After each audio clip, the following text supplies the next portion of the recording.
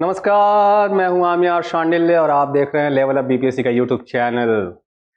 Bihar special में इतिहास का खंड हमने समाप्त कर लिया। जो सेक्शन था हिस्ट्री का वो हमने खत्म कर लिया और आज से शुरू हो रहा है भूगोल बिहार का। बिहार के भूगोल के बारे में हम पढ़ने जा रहे हैं और इस सेक्शन में क्या पढ़ने वाले हैं हम?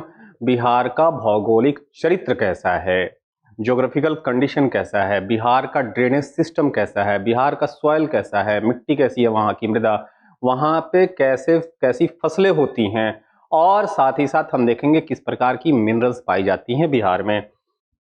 इसके अतिरिक्त हम वहाँ देखेंगे, इस सेक्शन में देखने वाले हैं बिहार का सेंसस, जनगणना, क्योंकि बीपीएससी में एक क्वेश्चन तो जनगणना से रहना ही रहना है। पिछली बार भी पूछ दिया था कि महिलाओं का साक्षरता दर कितना है, तो साक्षरता दर को सेंसस में ही हम काउंट करके चलते हैं। तो सेंसस से संबंधित एक प्रश्न एग्जाम में आना ही आना है, एक मिनरल से प्रश्न आना ही आना है कि किस जिले में कौन सा मिनरल्स पाया जाता है, कहाँ पे माइका पाया जाता है, कहाँ पे क्वार्टजाइट पाया जाता है, कहाँ पे जो है नीस पाया जाता है।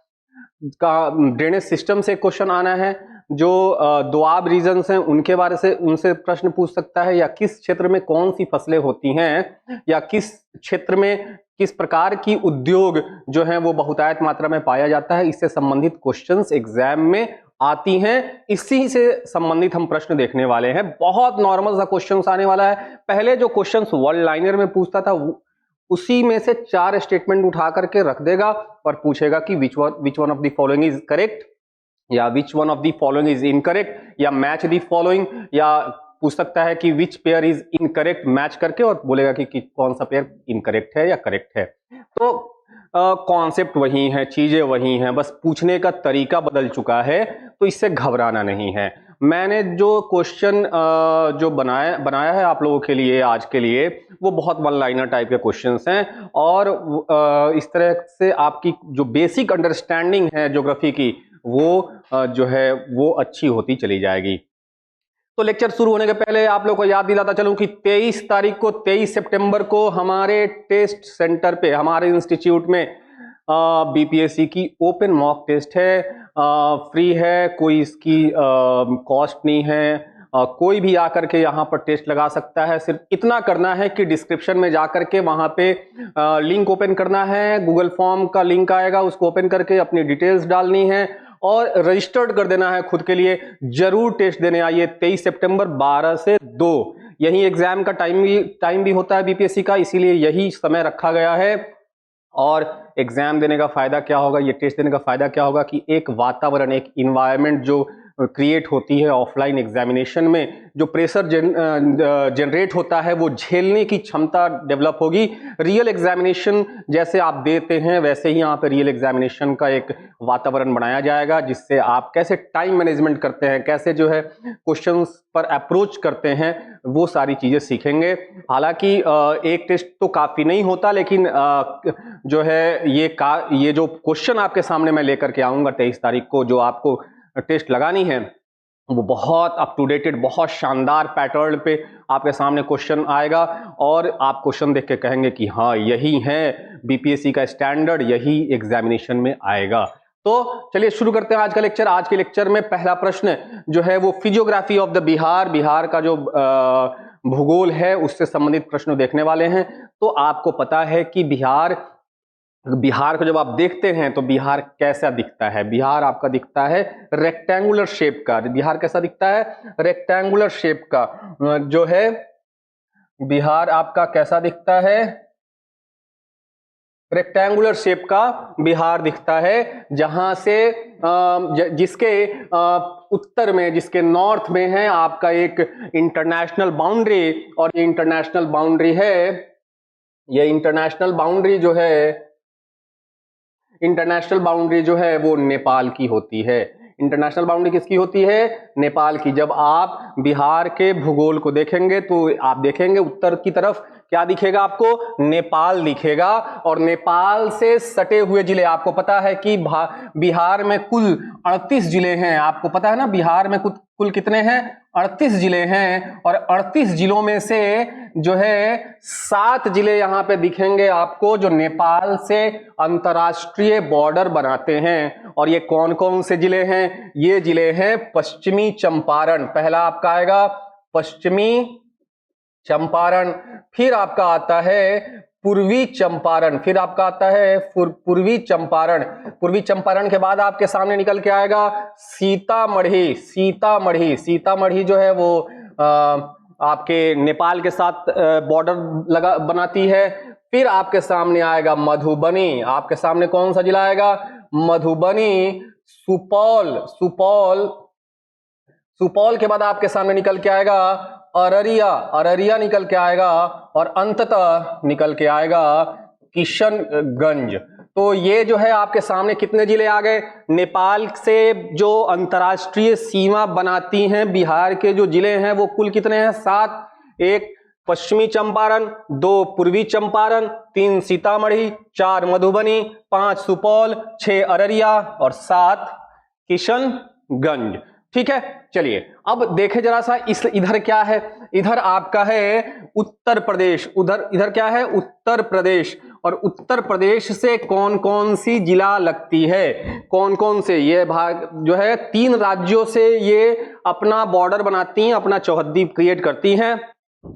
और इधर आपका आ जाएगा झारखंड। इधर क्या आ जाएगा? झारखंड, जो 15 नवंबर 2000 ईस्वी को बिहार से ही कट के अलग हुआ और कुल एरिया का लगभग 45.85% ये क्षेत्र लेकर के बिहार से अलग हो गया है। ठीक है, तो ये झारखंड बनाता है। और इधर आपका है पश्चिम बंगाल। क्या है? पश्चिम बंगाल।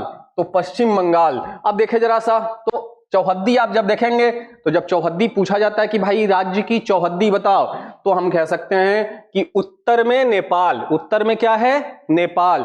दक्षिण में झारखंड, पूरब में पश्चिम बंगाल और पश्चिम में उत्तर प्रदेश अवस्थित है, स्थित है। ठीक है, अब आइए पश्चिम बंगाल से लगने वाली कौन कौन से जिले हैं? एक तो हो गया किशनगंज, दूसरा हो गया पूर्णिया, और फिर हो गया आपका कटिहार। फिर आपका हो गया कटिहार। ठीक है जी, अब उत्तर प्रदेश की बारी है। उत्तर प्रदेश में देखें कौन कौन सा जो है वो जिला आता है। पश्चिम चंपारण, पश्चिम चंपारण के बाद आपका आ जाएगा गोपालगंज। क्या आ जाएगा? गोपालगंज। फिर आपका आ जाएगा सिवान, फिर आपका आ जाएगा सिवान, छपरा, छपरा के बाद भोजपुर, भोजपुर के बाद बक्सर, और बक्सर के बाद आपका कैमूर या भभुआ कह लीजिए। ठीक है, तो कितने जिले हो गए उत्तर प्रदेश से लगने वाले? 1 2 3 4 5 6 7। ठीक है जी, 7 जिले इधर से हैं, 7 जिले इधर से हैं और 3 जिले इधर से हैं। अब इधर से झारखंड से देखते हैं हम लोग कि झारखंड से कौन कौन सा जिला लगता है। तो पहला आपका निकलेगा भागलपुर। पहला जिला कौन सा निकल के आएगा? भागलपुर। यहां भी झारखंड है ना, यहां भी झारखंड हम लिख देते हैं ताकि आपका क्लियरिटी रहे कि इस साइड यहां भी झारखंड है आपका। तो भागलपुर। फिर आपका निकल के आएगा बांका। बांका जिला बहुत छोटा जिला है, बहुत ज्यादा डेवलप्ड जिला है नहीं। फिर आपका निकल के आएगा जमुई, जमुई के बाद नवादा, नवादा के बाद आपका गया, गया के बाद औरंगाबाद, औरंगाबाद, और औरंगाबाद के बाद रोहतास। ठीक है, तो अच्छा उत्तर प्रदेश का रोहतास के साथ भी लगता है, सॉरी, तो 7 राज्य मैंने बताया था, 8 राज्य। दरअसल उत्तर प्रदेश के साथ कितने राज्य लगते हैं? 8 राज्य, 8 राज्य लगते हैं। जरा सा इसका कलर में चेंज कर लूं, कलर, ओके, मुझे इस बात की समझ, ओके। तो कितने राज्य लगते हैं? 8 राज्य। पहला 1 2 3 4 5, सॉरी 4 5 6, 7 और 8। 8 राज्य लगते हैं किससे? उत्तर प्रदेश से। अच्छा, नेपाल से लगने वाले राज्य देख लें हम लोग। 1, 2, 3, 4, 5, 6, 7, ये नेपाल से लगने वाले राज्य हैं। और ये अंतर्राष्ट्रीय जो है वो बनाते हैं सीमा। पश्चिम बंगाल से लगने वाले 1, 2 और 3। फिर आते हैं झारखंड से लगने वाले। तो झारखंड से लगने वाले राज्य जो जिला हो जाएगा 1, 2, 3, 4, 5, 6 और 7। ठीक है, तो यहां पर मुझे पता चल गया कि कहां से कैसे जो ये किन किन जिलों से ये अपना राज्य के साथ हो या किसी देश के साथ अपना सीमा लगाते हैं। ठीक है, अब कितने ऐसे स्टेट्स हैं, सॉरी कितने ऐसे जिले हैं जिनसे कोई सीमा नहीं लगता, ना किसी राज्य का ना नेपाल के साथ अंतर्राष्ट्रीय सीमा का? तो ये 13 राज्य हैं। 13 राज्य ऐसे हैं जिनका कोई भी सीमा नहीं लगता, ना तो उत्तर प्रदेश से, ना ही झारखंड से, और ना ही पश्चिम बंगाल से, और ना ही नेपाल से। तो 13 राज्य हैं। ठीक है, अब यहां तक अब मुझे लगता है कि ये समझ आ गई होगी। अब यहां से जो है दो गंगा नदी जो है, गंगा नदी जो है इसको दो अलग अलग सेक्शन में बांट देती है बिहार को, 2 हिस्से में। एक तो हो जाता है north Gangetic plain. North Gangetic plain उत्तर की तरफ जो गंगा का मैदान है ना, और एक हो जाता है साउदर्न गैंगेटिक प्लेन। साउदर्न मतलब दक्षिणी गंगा का मैदान जो है उसको कहते हैं। ये क्या हो जाएगा? ये हो जाएगा दक्षिण उत्तर गंगा का मैदान, और इधर हो जाएगा दक्षिणी गंगा का मैदान, दक्षिणी गंगा का मैदान। ठीक है, तो दो अलग अलग, दो लगभग हाफ में, आधे आधे में ये बांट देती है गंगा इनको। चलिए अब देखते जरा सा कि उत्तर गंगा का जो मैदान है और जो दक्षिणी गंगा का मैदान है उसकी क्या अपनी विशेषताएं। पहले तो इसका टोटल एरिया देख लेते हैं। बिहार का टोटल एरिया कितना है? 94,163 स्क्वायर किलोमीटर। यहीं माइल्स में देखेंगे तो 36,357 स्क्वायर माइल्स हो जाएगा। ठीक है, तो एरिया आपको पता होना चाहिए कि एरिया कितनी है बिहार की, 94,163 स्क्वायर किलोमीटर, और ये हो जाएगा 36,357 स्क्वायर माइल्स। अच्छा, एक चूंकि ये लेक्चर सीरीज है नहीं और लेक्चर की तरह थोड़ी सी कॉन्सेप्ट बताने की कोशिश कर रहा हूं शॉर्ट में, कॉन्साइज फॉर्म में। अगर पूर्णतः ये लेक्चर सीरीज होता तो पहले बहुत माइन्यूटली एक एक चीजों को लेकर के चला जाता, लेकिन समय सीमा कम है, बहुत नजदीक है हमारा एग्जाम, तो थोड़ा सा क्वेश्चन पे अप्रोच करते हैं हम लोग, और फिर बीच में जैसे जैसे कॉन्सेप्ट आएगा वैसे वैसे हम चीजों को डील करते हुए चलेंगे। नहीं तो पूरी लेक्चर पता चल गया कि ये लेक्चर ही चला गया और क्वेश्चन हमारी छूट गई है। तो यहां तक समझ में आ गया होगा। अच्छा, एक चीज और समझ लीजिए। अब अगर पूछ दे प्रश्न कि कौन सा ऐसा जिला है जो नेपाल के साथ भी लगती है और उत्तर प्रदेश के साथ भी लगती है, कौन सा ऐसा जिला है जो नेपाल के साथ भी लगती है, और तो देखो तो यहां पर कौन सा जिला है? पश्चिमी चंपारण, जो नेपाल के साथ भी लगती है और उत्तर प्रदेश के साथ भी लगती है। प्रश्न पूछ दे कि कौन सा ऐसा जिला है जो पश्चिम बंगाल के साथ भी लगती है और नेपाल के साथ भी लगती है, तो आप देखिएगा यहां पे क्या हो रहा है, किशनगंज। किशनगंज जो है वो पश्चिम बंगाल के साथ भी लगती है और नेपाल के साथ भी लगती है। कौन सा ऐसा जिला है जो उत्तर प्रदेश के साथ भी लगती है और झारखंड के साथ भी लगती है? तो यहां पर देखिए तो रोहतास आपका सामने दिखेगा। तो ऐसे आप प्रश्नों को पकड़ सकते हैं। ठीक है जी, अब चलिए अब आते हैं प्रश्न पर। प्रश्न क्या कहता है जरा सा देखते हैं हम लोग प्रश्न को। अब चूंकि एरिया इसकी पूछ रहा है कि भाई ये एरिया में किस रैंक पे आता है, क्योंकि पूरे भारत में 28 राज्य है ना। पहले 29 राज्य था और बाद में कश्मीर को 2 यूनियन टेरिटरी में बदल दिया गया, एक तो जम्मू एंड कश्मीर हो गया और एक लद्दाख हो गया। तो फिर से वापस जो है 29 से 28 राज्य हो गए। और पहले जो है यूनियन टेरिटरी कितने थे? यूनियन टेरिटरी अगर काउंट कर लीजिए जरा सा, पहले कितने थे? एक तो हो जाता है दिल्ली, जहां से ये क्लास चल रही है। दूसरा हो जाता है चंडीगढ़।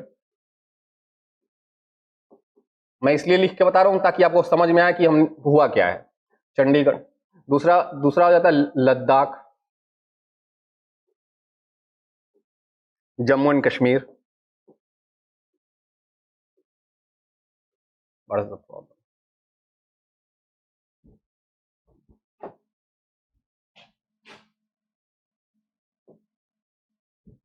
कभी कभी ना सिस्टम हैंग करने लगता है, खैर कोई बात नहीं। ये पूरी जो है ना यहाँ पे इधर लिखता हूँ, यहीं पे। पहला हो गया दिल्ली, चंडीगढ़, तीसरी हो गई आपकी लद्दाख,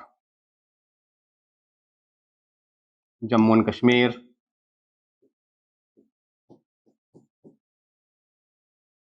ये पहले राज्य था पूरा जम्मू एंड कश्मीर। अच्छा, उसके बाद आपका लक्षद्वीप, फिर आपके सामने आ जाता है Andaman and Nicobar,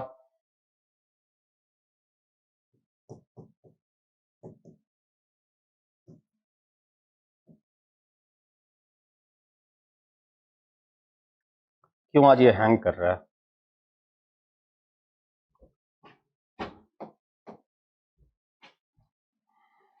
Andaman and Nicobar, Daman and Diu, Daman and Diu, Dadar and Nagar Haveli, Nagar Haveli, Pondicherry. अच्छा, तो काउंट कर दो जरा, 1 2 3 4 5 6 7 8 9। मतलब अगर ये जब नहीं था, लद्दाख और जम्मू एंड कश्मीर नहीं था, तो सिर्फ ये था 1 2 3 4 5 6 7 यूनियन टेरिटरी थी। अच्छा, दो ये बन गया, तो 7 + 2 9 हो गया। लेकिन फिर गवर्नमेंट ने क्या किया, बोला कि ये इसको ना अलग अलग रखने का कोई मतलब नहीं है, दमन एंड दीव और दादर नगर हवेली को एक कर दो। तो अब क्या है, दादर 2020 में दमन एंड दीव और दादर नगर हवेली को एक साथ कर दिया गया। तो अब टोटल फिर वापस कितने आ गए? 8। अब देख लो 1 2 3 4 5 6 और ये 1 काउंट कर लो, 7 और 1 8, तो 8 यूनियन टेरिटरी है। खैर, तो अब यहां पर 28 स्टेट्स और 7 यूनियन टेरिटरी टोटल मिला करके बिहार किस रैंक पर आता है एरिया वाइज? तो बिहार की एरिया तो आपको पता है 94,163 स्क्वायर किलोमीटर, और एरिया वाइज जब आप देखते हैं तो एरिया वाइज ये 12वें रैंक पे आता है, जम्मू एंड कश्मीर के ब्रेक होने के बाद। जम्मू एंड कश्मीर जब तक एक था और तेलंगाना बन जाने के बाद ये 13वें पे आ गया था, लेकिन वापस से ये 12वें पोजीशन पर आ गया है। तो what is the rank of Bihar in the country, है ना, बिहार का रैंक कौन सा है in the terms of area, क्षेत्रफल के मामले में, स्टेट और यूनियन टेरिटरी दोनों मिला करके। क्लियर? चलिए अगले प्रश्न पे चलते हैं। अगला प्रश्न देखते हैं क्या कहता है। प्रश्न संख्या 2 है, what is the area percentage of the Bihar state as compared to the total area of the country? Total area of the country 3.28 square क्या कहते हैं, मिलियन स्क्वायर किलोमीटर, है ना। तो यहां पर अगर 3.28 मिलियन स्क्वायर किलोमीटर को हम 100% मान लें, क्या मान लें, 100% मान लें, तो 94,163 स्क्वायर किलोमीटर कितने के बराबर होगा? अब ये तो मैथमेटिकल कैलकुलेशन की बात है, लेकिन जब आप आंसर में जाएंगे, निकालेंगे, तो पता चलेगा कि पूरे भारत का जितना एरिया है, टोटल एरिया, उसका 2.86% बिहार है। ठीक है ना। तो क्षेत्रफल में इसका क्या है हिस्सेदारी? 2.86%। लेकिन पॉपुलेशन वाइज जब आप जनसंख्या के हिसाब से जब आप देखते हैं, तो जनसंख्या के हिसाब से ये तीसरे स्थान पर है। अभी तो खैर 10 करोड़ 11 करोड़ के बीच में जनसंख्या था 2011 के सेंसस के हिसाब से, लेकिन मुझे लगता है कि अभी ये जनसंख्या बढ़ के 14 करोड़ के आसपास बढ़ गई होगी। अभी तक 2021 की जो है सेंसस आई नहीं, कोविड के कारण लेट हो गया, तो अब देखते हैं कब तक आता है नया सेंसस। तो 2.86% और पॉपुलेशन के मामले में 10 करोड़ 42 लाख के करीब में पॉपुलेशन है, तो ये आपकी थर्ड पोजीशन रखती है पॉपुलेशन के मामले में। ठीक है जी, 2 नंबर क्वेश्चन। अब 3 नंबर क्वेश्चन चलते हैं। 3 नंबर क्वेश्चन क्या कहता है? In the terms of area Bihar is the closest to which of the following states? Area के हिसाब से बिहार निम्नलिखित राज्यों में किसके सर्वाधिक नजदीक है?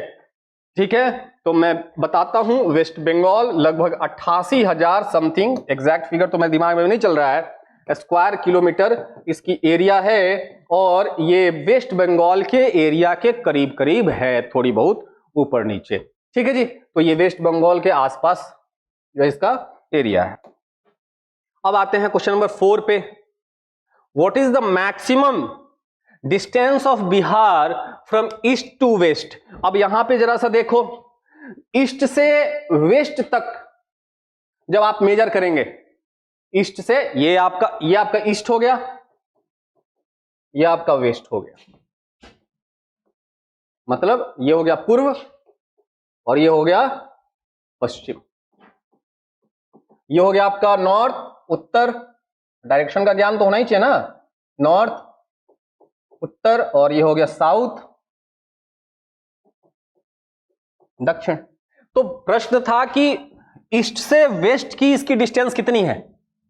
ठीक है, तो जान जाइए इसकी ईस्ट से वेस्ट की जो डिस्टेंस है वो 400, भाई क्या हो रखा है आज, 483 किलोमीटर है। कैसे? East to waste.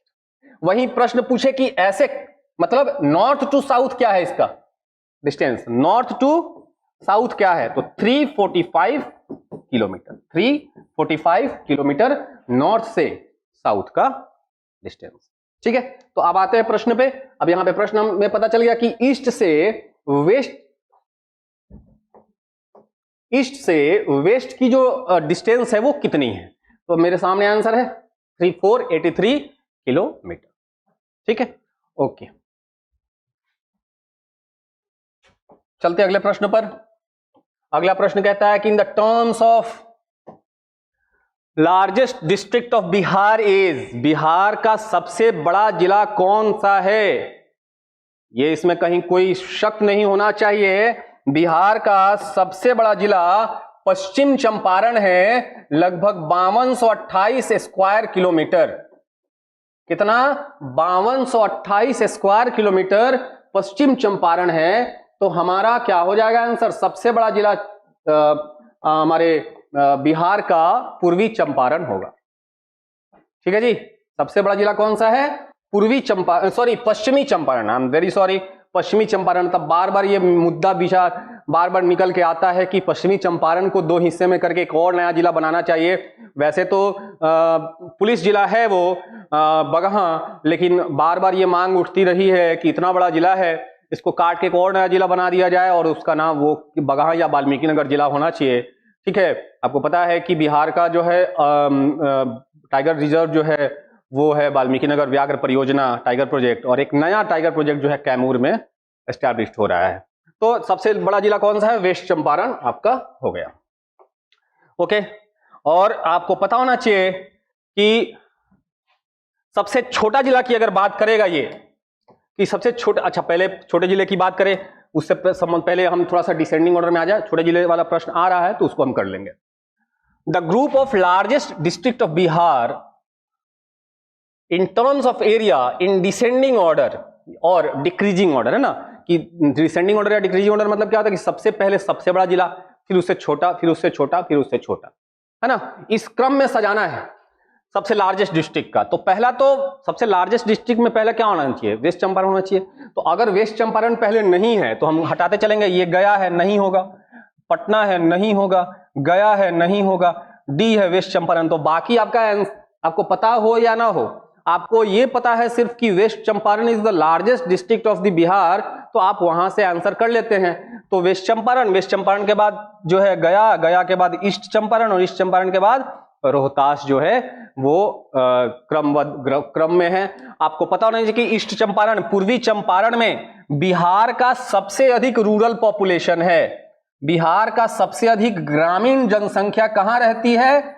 सबसे अधिक ग्रामीण जनसंख्या ईस्ट चंपारण में रहती है। लगभग जो है 47.5 लाख 47.5 लाख के करीब में जो है वो कहां रहती है? वो गांव के क्षेत्र में रहती है। ये 2011 के सेंसस के अनुसार है।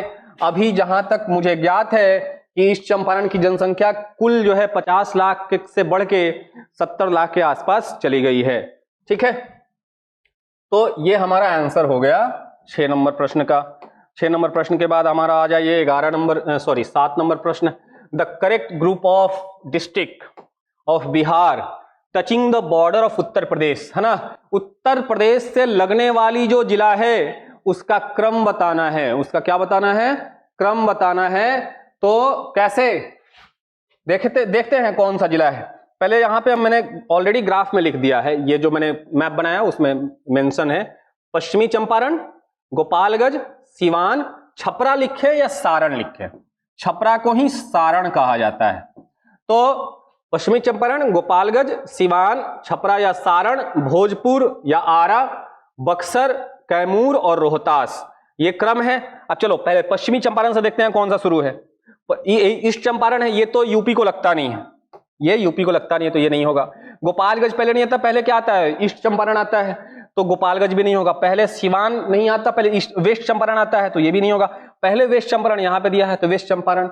वेस्ट चंपारण के बाद गोपालगंज, क्रम सही है। गोपालगंज के बाद सिवान आता है, क्रम सही है। सारण आता है या छपरा आता है, क्रम सही है। भोजपुर आता है या आरा आता है, क्रम सही है। बक्सर, कैमूर और रोहतास हमारा जो है बी नंबर ऑप्शन होगा। आंसर हमारे सामने निकल के आ गया। बहुत आसान प्रश्न था ना ये। चलिए प्रश्न संख्या 7 के बाद 8 में आते हैं। 8 नंबर देखते हैं। 8 नंबर प्रश्न क्या कहता है? Which of the following district of Bihar touches the border of Uttar Pradesh and Jharkhand? देखो जी, आ गया प्रश्न कि जो ऐसा जिला बताओ जो उत्तर प्रदेश की सीमा को भी लगता हो और झारखंड की भी सीमा को लगता हो। चलो मैप में चलते हैं। जो उत्तर प्रदेश की सीमा को भी लगता हो और जो झारखंड की सीमा को भी लगता हो, मैंने कहां लिखा?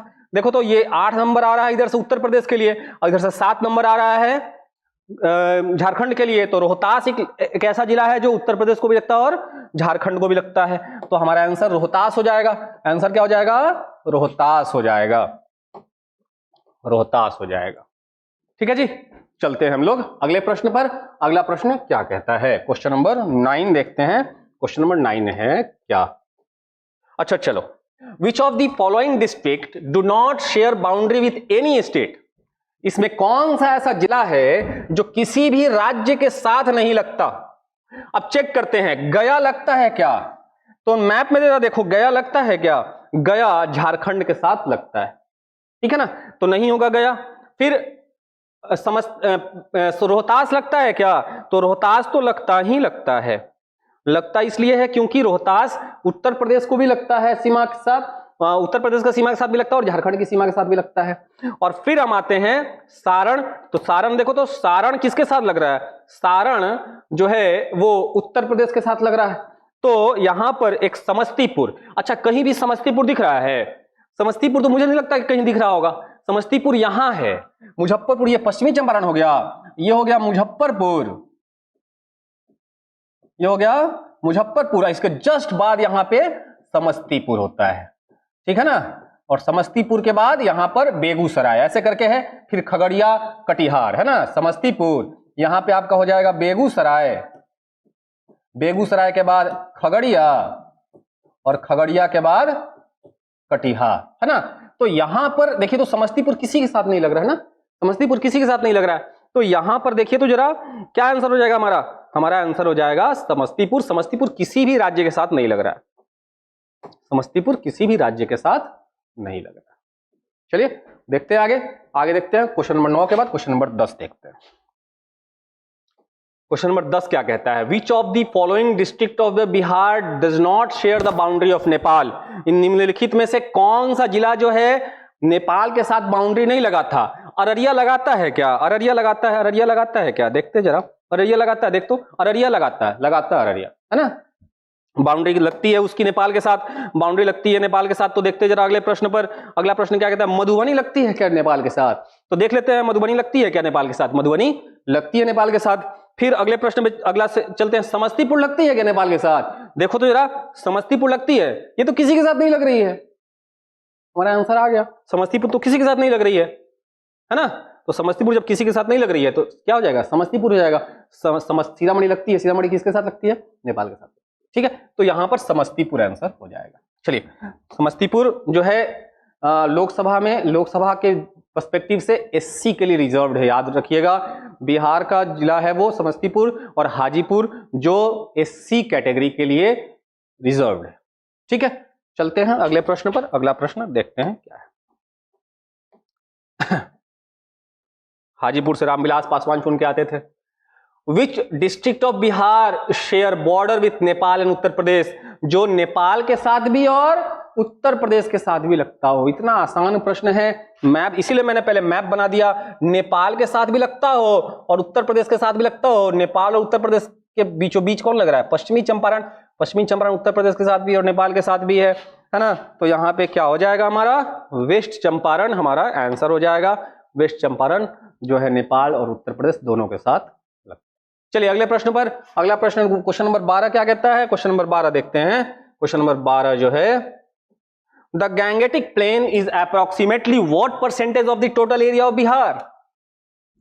जो गंगा का मैदान है बिहार में, वो कुल भूमि का कितना प्रतिशत है? क्योंकि अलग, गंगा का मैदान क्या है? समतल मैदान है, जलोढ़ मिट्टी है, और जलोढ़ मिट्टी के अंदर और कई सारी प्रकार की मिट्टियां होती हैं, जैसे भाभर, भांगर, खादर, ठीक है। ये हम देखेंगे टाइप्स ऑफ सॉइल्स में, जब हम आएंगे तो उसमें हम देखेंगे। तो जैसे अब तो ये सारी गंगा की मैदान की खासियत है। लेकिन जब उत्तर बिहार में, जब दक्षिण बिहार में जब आप आते हैं, साउदर्न बिहार में आते हैं, तो साउदर्न बिहार में आपको पता चलता है कि भाई यहां पर तो प्लेट्यूज एरिया भी है।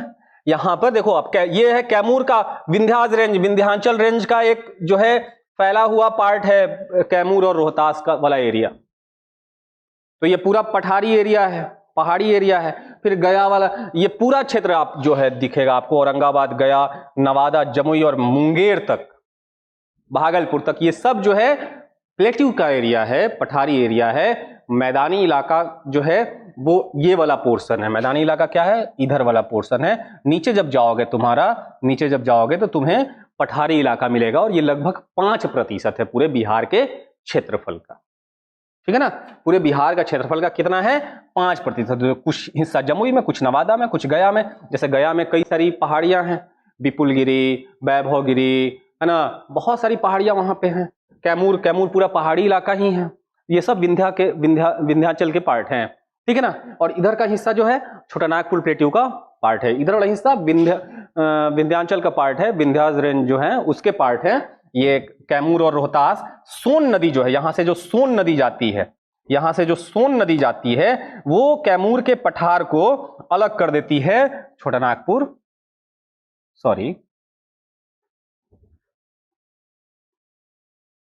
यहां से जो सोन नदी जाती है वो जो है छोटानागपुर पठार को, छोटानागपुर पठार और कैमूर की पठार को अलग कर देती है, ठीक है ना।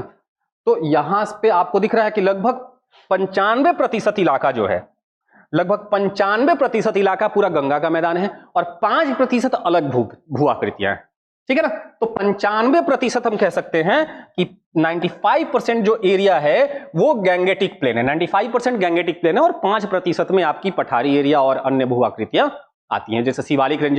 जैसे नॉर्थ वेस्टर्न पार्ट में आप चले जाइए तो यहां पे आपको शिवालिक रेंज मिलेगा। ये वाला पार्ट क्या है? शिवालिक रेंज का है, ठीक है ना। ये वाला पार्ट क्या है? शिवालिक रेंज का है, ठीक है जी, क्लियर है, पश्चिमी चंपारण में। तो यहां पर हम चलते हैं अगले प्रश्न पर, और साथ ही साथ ये तृतीय कल्प की है। अब ये भी जान जाइए, ये तो शिवालिक रेंज तो है ही, हिमालय का जो तीसरी श्रेणी है। साथ ही साथ जब अगर यहाँ की चट्टानें जो पाई जाती हैं, वो चट्टानें तृतीय कल्प की हैं, टर्शियरी हैं। तृतीय कल्प की चट्टानें पाई जाती हैं कहां पर? नॉर्थ वेस्टर्न पार्ट में, ठीक है ना, तृतीय कल्प की चट्टानें पाई जाती हैं। नीचे में अगर चट्टानों की प्रकार देखेंगे तो यहां पर आपको जो दिखेगा चट्टानों का प्रकार, वो धाड़वार चट्टानें मिलेंगी, धाड़वार प्रकार की धाड़वार रॉक्स मिलेंगी। ये वाला जो पोर्शन है वो सब क्या है, धाड़वार रॉक्स है, ठीक है ना, धाड़वार रॉक्स है, धाड़वार चट्टानें, ठीक है। हम उसमें जब मृदा आएगा ना तो मृदा में हम देखेंगे क्लियरली। चलिए अगले प्रश्न में चलते हैं। अगला प्रश्न बहुत गंदा हो गया ये, खैर इसी के साथ मुझे काम चलाना पड़ेगा क्योंकि फिर समय लगेगा उसको बनाने में। अरे भाई, तो ये 12 नंबर प्रश्न हमारा हो गया। 12 नंबर प्रश्न के बाद 13 नंबर प्रश्न में चलते हैं। 13 नंबर प्रश्न देखते हैं क्या है। 13 नंबर प्रश्न कहता है which of the following states do not share the boundaries of Bihar. Which of the following states do not share the boundaries of, अच्छा तो यहां पे देखो तो 3 राज्य हैं जो बिहार के साथ लगती हैं, एक तो उत्तर प्रदेश, झारखंड और पश्चिम बंगाल। चौथा कोई लगता है, नहीं लगता। एक तो नेपाल है जो अंतरराष्ट्रीय सीमा बनाती है। छत्तीसगढ़ लगता है, नहीं लगता ना। ये सी नंबर हमारा आंसर हो जाएगा, जो बिहार के साथ बाउंड्री नहीं बनाती है।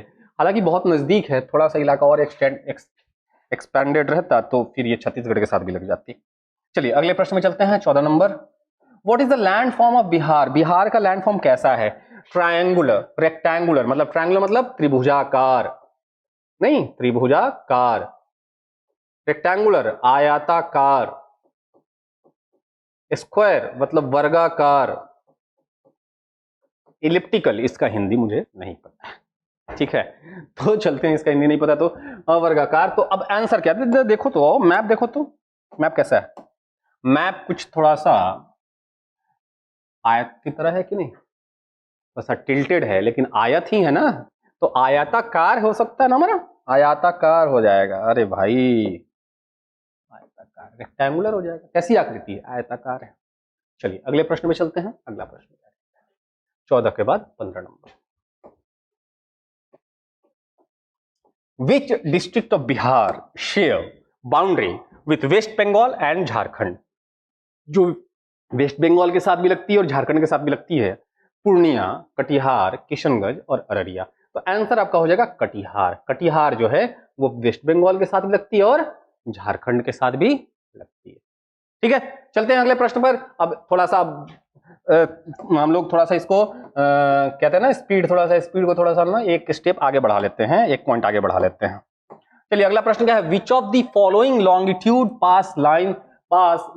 Longitude line passes through Bihar. अच्छा लॉन्गिट्यूड क्या होता है, देशांतर क्या होता है। देशांतर एकदम नॉर्मल, एकदम लेमैन में लैंग्वेज में समझ लो, एक आम भाषा में समझ लो कि देशांतर का कार्य क्या होता है।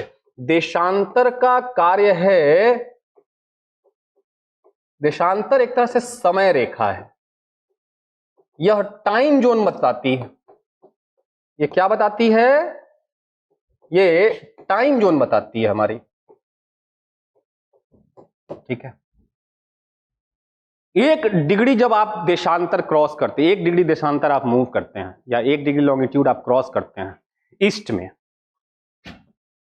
180 डिग्री लॉन्गिट्यूड इधर है, लॉन्गिट्यूड ईस्ट, और 180 डिग्री लॉन्गिट्यूड वेस्ट। टोटल मिलाकर 360 जो है वो लॉन्गिट्यूड्स है, जिसमें आप जब देखेंगे कि 180 डिग्री ईस्ट और 180 डिग्री वेस्ट एक ही लाइन है, सेम लाइन है ना, जिस, ठीक है। तो यहां पर 180 डिग्री वेस्ट और 180 डिग्री ईस्ट है लॉन्गिट्यूड। तो जब आप ईस्ट की तरफ बढ़ते हैं, आपको पता है कि जो 0 degree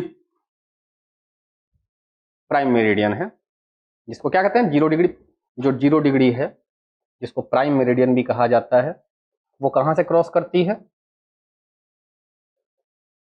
Greenwich time, GMT, London के एक साइंस लेबोरेटरी से, ठीक है ना। तो यहां पर 0 डिग्री प्राइम मेरिडियन जो है हमारा, वो वहां से 180 डिग्री ईस्ट काउंट होता है और वहां से 180 डिग्री वेस्ट काउंट होता है। तो ईस्ट की तरफ बढ़ोगे तो समय प्लस में बढ़ता है, और वेस्ट की तरफ बढ़ोगे तो समय माइनस में बढ़ता है, माइनस में घटता है। जैसे मान लो कि अगर रात के 12 बज रहे हैं ग्रीनविच टाइम पे, 0 डिग्री प्राइम मेरिडियन पे कितना बज रहा है, रात के 12 बजे, 12 AM हो रहा है, तो इंडिया में कितना बज रहा होगा। तो इंडिया का जो स्टैंडर्ड टाइम जोन है वो 82 डिग्री एंड हाफ है। ठीक है, तो जब 1 डिग्री, जब हमने क्या बोला कि एक एक degree, 1 degree, 2 degree, 3 degree, 4 degree, ऐसे ऐसे बढ़ोगे तो 1 डिग्री पे 4 मिनट आप क्रॉस कर जाते हो प्लस में, ईस्ट की तरफ। और वेस्ट की तरफ जब आप मूव करते हो तो 1 डिग्री पे 4 मिनट लूज आपका लॉस हो जाता है। 1 मिनट में 4 डिग्री लॉस हो जाता है, आप गंवा देते हो।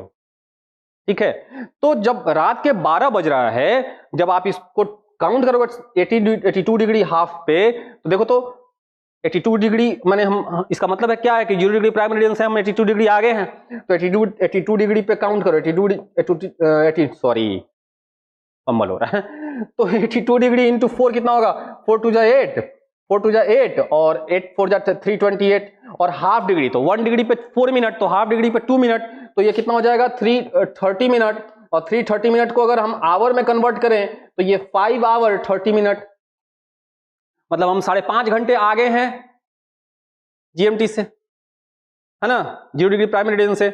मतलब रात के 12 बज रहे हैं अगर लंदन में, तो हमारे यहां सुबह के 5:30 हो रहे होंगे। अच्छा, वही अगर इधर तो 82 डिग्री ईस्ट है ना ये, अगर 82 डिग्री 82.5 डिग्री वेस्ट होता तो 12 में से 5.5 घंटे क्या होते, घटा देते ना, माइनस कर देते। मतलब कि अगर रात के 12 बज रहे हैं लंदन में, तो 5 घंटे 30 मिनट पीछे चले जाओ, इट मींस 6:30 के शाम हो रहे होंगे 82 डिग्री हाफ मिनट वेस्ट पर। क्लियर है? अब चलते हैं, कोशिश थी मेरी, टाइम क्या करें, एग्जाम नजदीक है तो सब कुछ समझाते हुए चलना है आपको।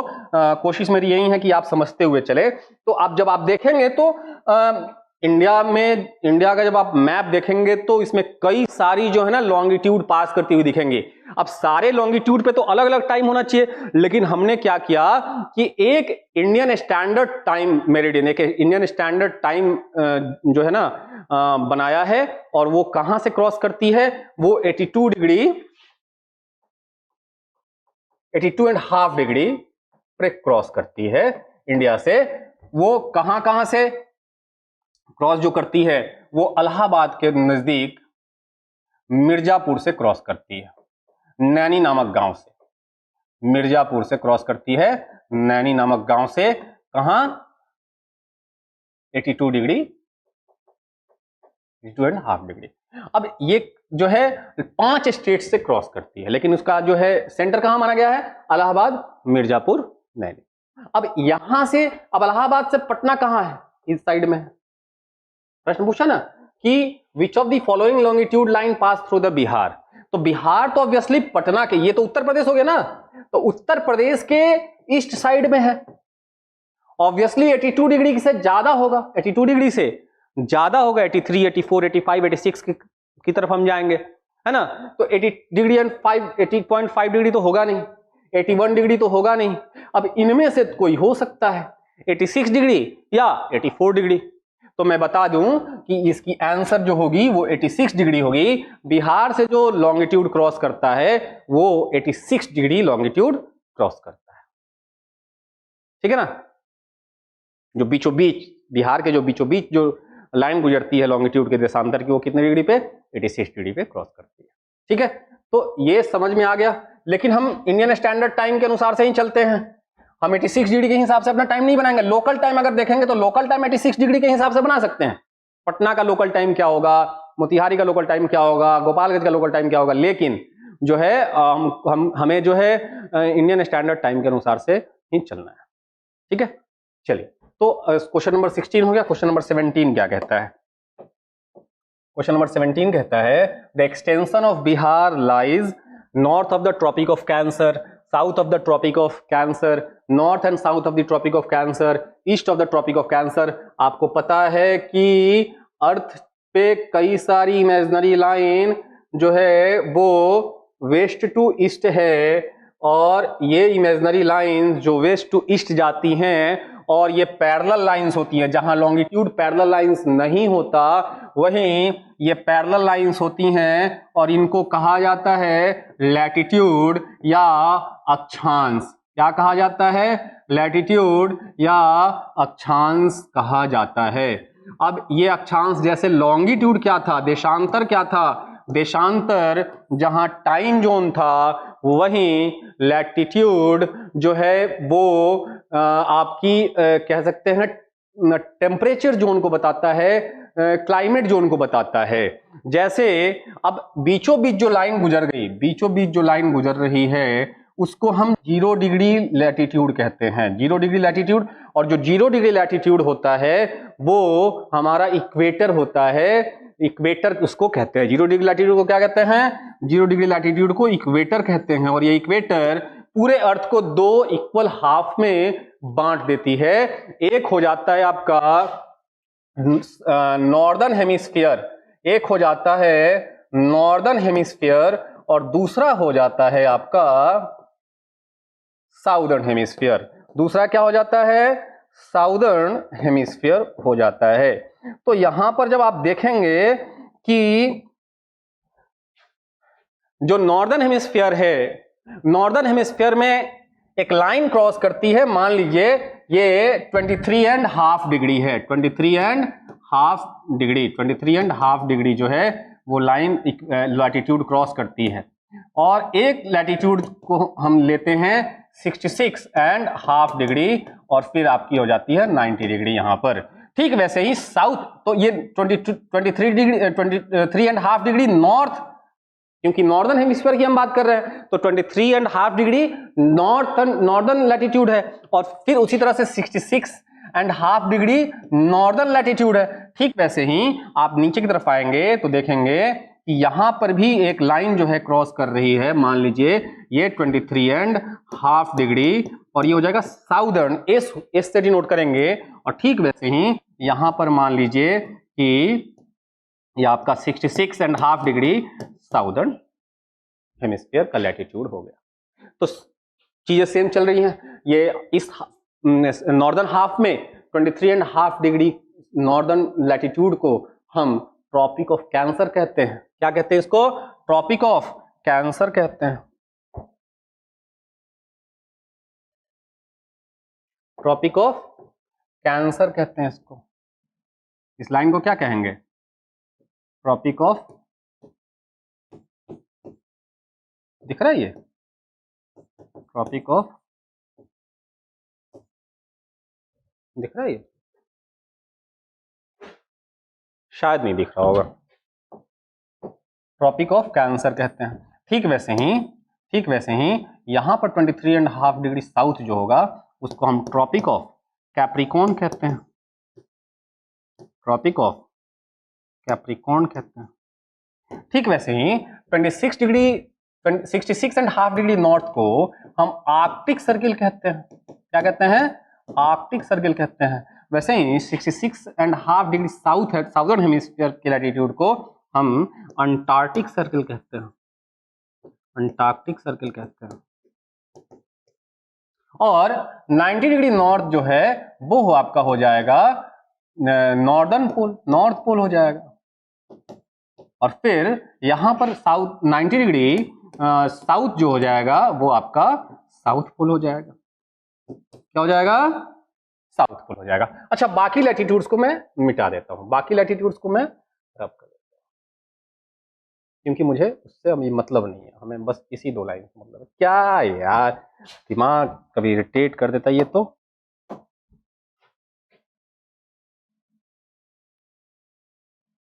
मैं सिर्फ 2 लाइन ड्रॉ कर रहा हूं। एक तो लाइन ड्रॉ कर रहा हूं मैं, एक तो लाइन मैं ड्रॉ कर रहा हूं 23.5 का। ठीक है भाई, एक तो लाइन ड्रॉ कर रहा हूं मैं 23.5 का, और एक लाइन ड्रॉ कर रहा हूं मैं 66.5 का।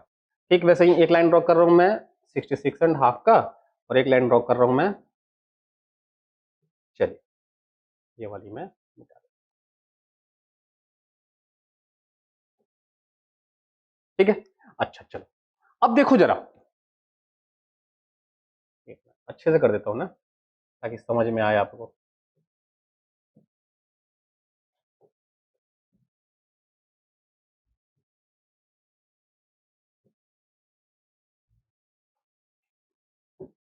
ठीक है, अच्छा देखो जी, 0 डिग्री से 23 एंड नॉर्थ डिग्री का एक खास टेम्परेचर होता है। ठीक वैसे ही 0 डिग्री से लेके 23.5 डिग्री साउथ तक का भी खास टेम्परेचर होता है। इसको हम क्या कहते हैं? इसको हम कहते हैं टॉरिड जोन। क्या कहते हैं? Torrid zone. यहां पर सालों भर आपको गर्मी मिलेगी भाई।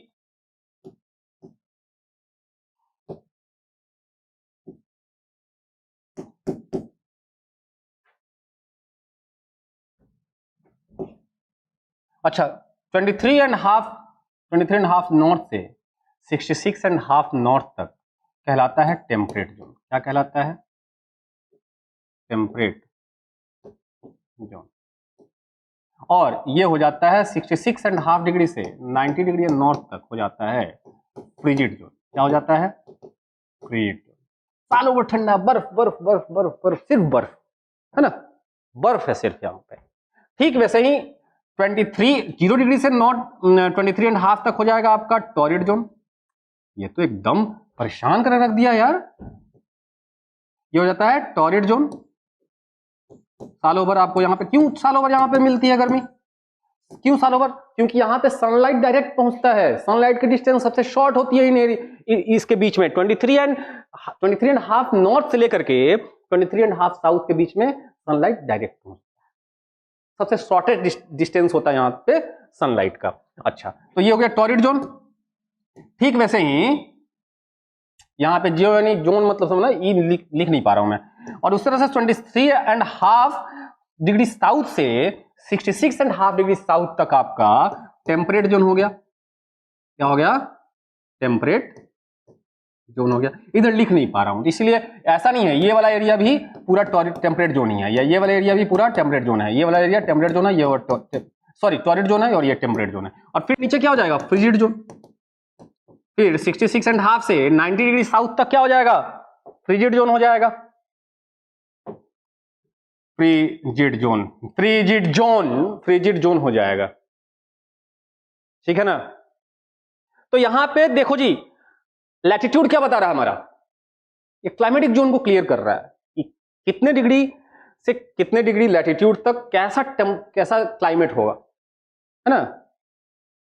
टेम्परेट जोन मतलब जहां पे, जैसे इंडिया क्या है, इंडिया का साउदर्न हिस्सा टॉरिड जोन में है, इंडिया का जो है नॉर्दर्न हिस्सा वो टेम्परेट जोन में है। तो देखो टेम्परेट जोन में क्या होगा, आपको ठंड भी मिलेगी, गर्मी मिलेगी, बारिश भी मिलेगी, सभी तरह का मौसम मिलेगा। टॉरिड जोन में चले जाओ, अब देख जाओ ना तुम केरल में या तमिलनाडु में, वहां पे एक जैसा मौसम दिखेगा। हालांकि बरसात होती है वहां पे, जब मानसून इंडिया में इंटर करता है, जब पहली बार इधर अरेबियन सी से, तो वो केरला से होते हुए ही इंटर करता है। हालांकि हमारे यहाँ जो बिहार में जो मानसून आती है वो बंगाल की खाड़ी से आती है, जिसको नॉर्वेस्टर कहते हैं हम लोग। ठीक है, याद रखिएगा, बंगाल की खाड़ी से जो मानसून आती है उसको क्या कहते हैं? नॉर्वेस्टर कहते हैं। तो यहाँ पर बिहार कहाँ है? बिहार, अब यहाँ पे 23.5 डिग्री नॉर्थ को क्या कहा गया? 23.5 डिग्री को ट्रॉपिक ऑफ कैंसर। तो इंडिया में 8 स्टेट से ये ट्रॉपिक ऑफ कैंसर पास करती है। इंडिया में 8 स्टेट से ट्रॉपिक ऑफ कैंसर पास करती है। कौन कौन से स्टेट से? पहला तो आपका हो जाएगा गुजरात, पहला गुजरात हो जाएगा। हम कहां से कहां चल रहे हैं? हम वेस्ट से ईस्ट की तरफ चल रहे हैं, ठीक है ना। तो गुजरात हो जाएगा। दूसरा स्टेट हो जाएगा आपका राजस्थान। तीसरा स्टेट आपका हो जाएगा मध्य प्रदेश। चौथा स्टेट आपका हो जाएगा मध्य प्रदेश के बाद छत्तीसगढ़। पांचवा स्टेट हो जाएगा आपका झारखंड। सातवां स्टेट हो जाएगा, छठा स्टेट हो जाएगा झारखंड के बाद वेस्ट बंगाल। इसके बाद हो जाएगा त्रिपुरा, और तब हो जाएगा 8वें मिजोरम। तो ये 8 स्टेट से क्रॉस करती है। अच्छा, झारखंड से क्रॉस करती है, और झारखंड के नॉर्थ में बिहार है। क्लियर है? झारखंड के नॉर्थ में, अर्थात कि ट्रॉपिक ऑफ कैंसर के नॉर्थ में बिहार है। अब यहां पे क्लियर है, ट्रॉपिक ऑफ कैंसर के नॉर्थ में बिहार है। प्रश्न पूछा कि बिहार कहां स्थित है, north of the Tropic of Cancer, Tropic of Cancer के उत्तर में। ऐसा इसलिए क्योंकि झारखंड के उत्तर में बिहार है और ट्रॉपिक ऑफ कैंसर कहां से पास कर जा रही है, झारखंड से, तो उसके उत्तर में बिहार होगा, north of the Tropic of Cancer. Clear है, चलते हैं अगले प्रश्न पर। अगला प्रश्न देखते हैं क्या है।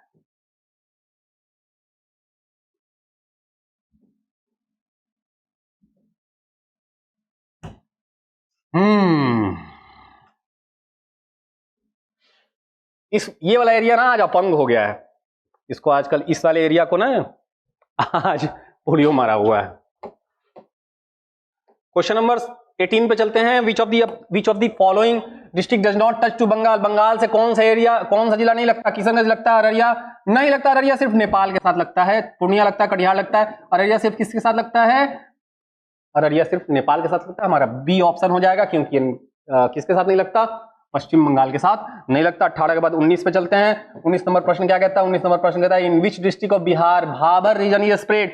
देखो जी, जब हिमालय से हम आते हैं पहली बार गंगा के मैदानों में, तो हिमालय की जो तराई रीजन है, जो मतलब इसका मतलब है नीचे का निचला हिस्सा, जो तलहटी का हिस्सा है जिसको तराई रीजन कहते हैं, वो तराई रीजन जो है खास तौर पे भाभर प्रकार की मिट्टियों से बना हुआ है। भाभर किसको कहते हैं, भाभर मिट्टी जो होता है उसमें कंकड़ पत्थर की बहुतायत मात्रा मिलती है। क्यों, क्योंकि ऊपर से नदियां आती हैं, ऊपर से जो है कई, आपको पता है कि भारत में कई सारी हिमालयी नदी है, और हमारे बिहार में भी जैसे आपका घाघरा हो गया, आपका गंडक हो गया, आपका बूढ़ी गंडक हो गया, आपका बागमती हो गया, आपका कोसी हो गया, आपका महानंदा हो गया, सब हिमालय से निकलने वाली नदियां हैं। इसके अतिरिक्त ये, क्योंकि अच्छा ये किनके बारे में हम बात कर रहे हैं, हिमालय तो इधर है ना, हिमालय तो इधर है, अर्थात इधर से आने वाली जो नदियां हैं वही हिमालय से आती होंगी, इधर से आती हुई नदियां तो हिमालय से नहीं आ रही होंगी ना, तो इधर से मतलब नॉर्थ से साउथ की तरफ जो है नदियां आ रही हैं वो हिमालय से आ रही हैं। नॉर्थ से मतलब उत्तर से इधर दक्षिण की तरफ आने वाली नदियां क्या है, वो क्या होंगी, हिमालयी नदियां होंगी। अर्थात यहां से एक बात क्लियर है कि नॉर्थ से साउथ की तरफ नदियां आ रही हैं, अर्थात बिहार का जो उत्तर से जो ढलान है, जो उत्तरी गंगा का मैदान जो है उसका ढलान दक्षिण की तरफ है। उत्तरी गंगा का मैदान जो है, ये उत्तरी गंगा का जो मैदान है बिहार का, उसका ढलान कैसा है, उत्तर से दक्षिण की तरफ।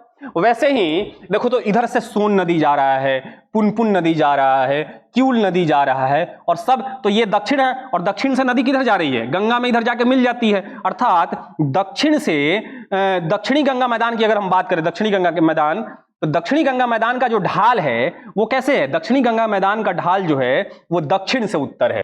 तो ढाल यदि पूछ दिया जाए, स्लोप पूछ दिया जाए, यदि स्लोप पूछ दिया जाए तो क्या हो जाएगा, बोले कि भाई उत्तरी गंगा मैदान का ढाल कैसा है, तो उत्तरी गंगा मैदान का ढाल जो है उत्तर से दक्षिण है।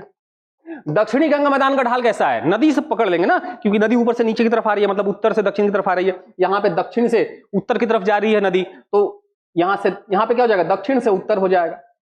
वैसे ही देखो जी, बूढ़ी गंडक, यहां से गंडक आती है, यहां से क्या आती है, गंडक आती है, यहां से गंडक आती है, और यहां से बूढ़ी गंडक आती है, ठीक है। अब यहां से गंडक आ रही है, अब ये क्या है आपका उत्तर पश्चिम है, ये आपका क्या है, उत्तर पश्चिम है। तो प्रश्न ये पूछ दे कि उत्तर पश्चिम जो क्षेत्र है बिहार का, उसका ढलान कैसे है, तो उत्तर पश्चिम क्षेत्र का ढलान देखो तो कैसे जा रहा है, इधर क्या है, इधर आपका हो जाएगा ईस्ट, इधर क्या है साउथ, तो साउथ और ईस्ट के तरफ जो जा रहा है इसका ढलान, तो उत्तर पश्चिम का ढलान क्या हो जाएगा, दक्षिण पूरब हो जाएगा, उत्तर पश्चिम का ढलान साउथ ईस्ट हो जाएगा। अगर थोड़ा सा कॉन्सेप्ट याद भी नहीं है तो आप बना सकते हैं, उत्तर पश्चिम का ढलान कैसे जाएगा, उत्तर पश्चिम का ढलान दक्षिण पूर्व की तरफ जाएगा। क्लियर है ना, चलिए अच्छा, तो ये आपका हो गया, यहां से आपका घाघरा क्रॉस करते हैं, यहां से आपका क्या करता है, घाघरा, ठीक है, ये घाघरा नदी है, ये आपकी हो जाएगी गंडक, ये हो जाएगी बूढ़ी गंडक, ये आपकी हो जाएगी बागमती, इधर से आपका कोसी आ गया, इधर से महानंदा आ गया। अब यहां पे दोआब बनाता है, क्या बनाता है, दोआब। दोआब किसको कहते हैं, दो नदियों के बीच का भूमि क्षेत्र दोआब कहलाता है। तो एक तो दोआब आपका हो गया घाघरा से गंडक के बीच में, एक दोआब हो गया आपका घाघरा से गंडक के बीच में, और ये सब बहुत उर्वर भूमि है। दोआब का जो क्षेत्र होता है वो बहुत उर्वर होता है, वहां पे फर्टिलिटी बहुत ज्यादा होती है। तो घाघरा से गंडक के क्षेत्र, अच्छा घाघरा से गंडक हो गया, गंडक से बूढ़ी गंडक यहां पे, तो बूढ़ी गंडक छोटी नदी है उसको हम काउंट नहीं करते हैं। तो घाघरा से गंडक का क्षेत्र हो गया, गंडक से बागमती का दोआब हो गया, गंडक बागमती दोआब, है ना। फिर एक जो दोआब हो जाएगा बागमती कोसी दोआब, ये वाला क्षेत्र बागमती कोसी दोआब, ये आपका हो जाएगा गंडक बागमती दोआब, ये आपका हो जाएगा घाघरा गंडक दोआब, और फिर एक दोआब आपका बनाता है महानंदा कोसी दोआब, महानंदा कोसी दोआब। तो दोआब यहां पे बन रहा है दक्षिणी गंगा मैदान में, मतलब दो नदियों के बीच का भूमि क्षेत्र। चलिए अगले प्रश्न में चलते हैं। अब यहां पे देखो जी भाबर, अच्छा तो देखो जी यहां पर जब हम जाएंगे एक चीज और देख लेते हैं हम।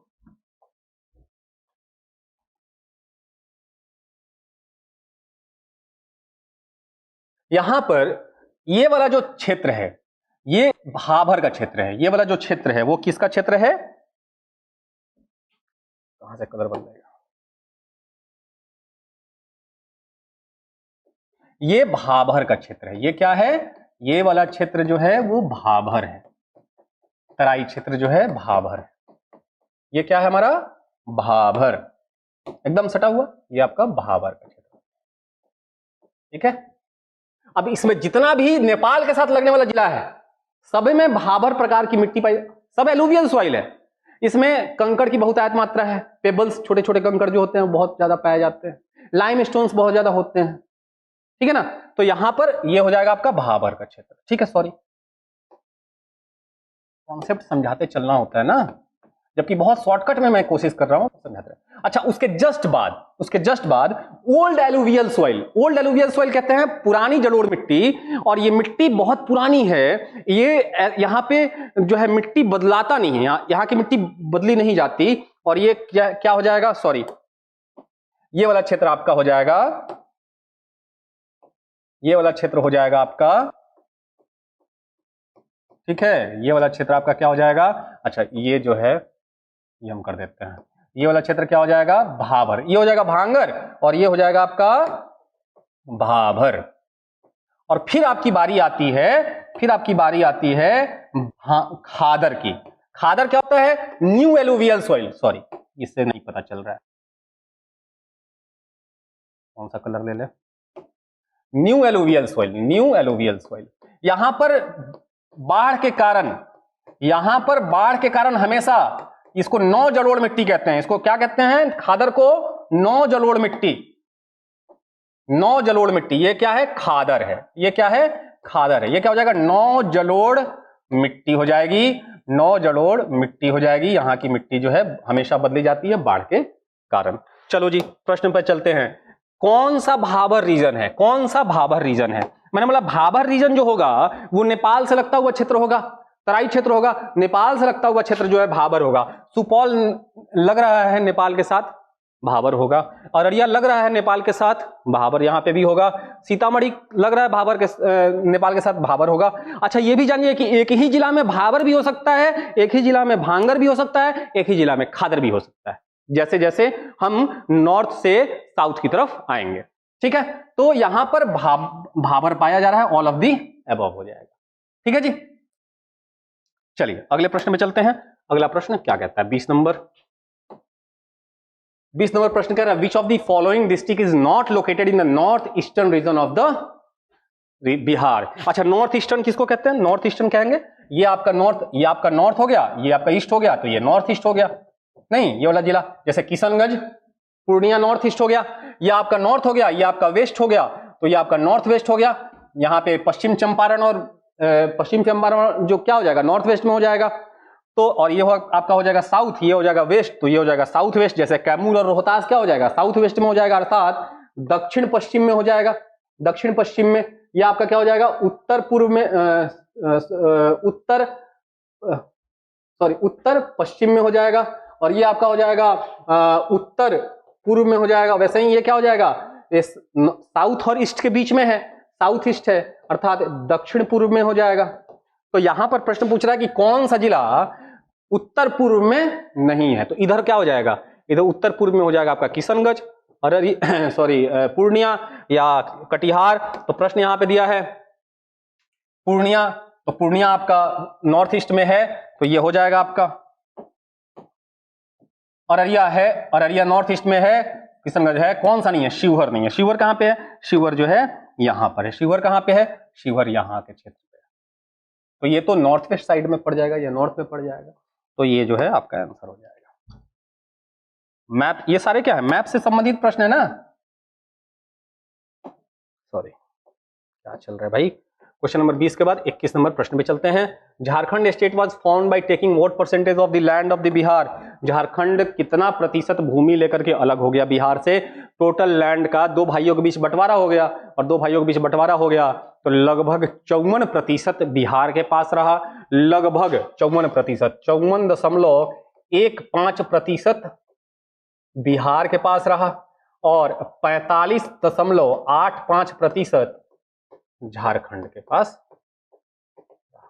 तो 45.85 किसके पास चला गया, झारखंड के पास, और लगभग 54% किसके पास रहा, बिहार के पास। चलिए अगले प्रश्न पे चलते हैं। 21 के बाद 22 नंबर प्रश्न पे चलते हैं। 22 नंबर कह रहा है कि मेटामॉर्फिक रॉक, मेटामॉर्फिक जिसमें ट्रांसफॉर्मेशन हो जाता है, समय के अनुसार से बदलाव हो जाता है, metamorphic rock in the Rajgir.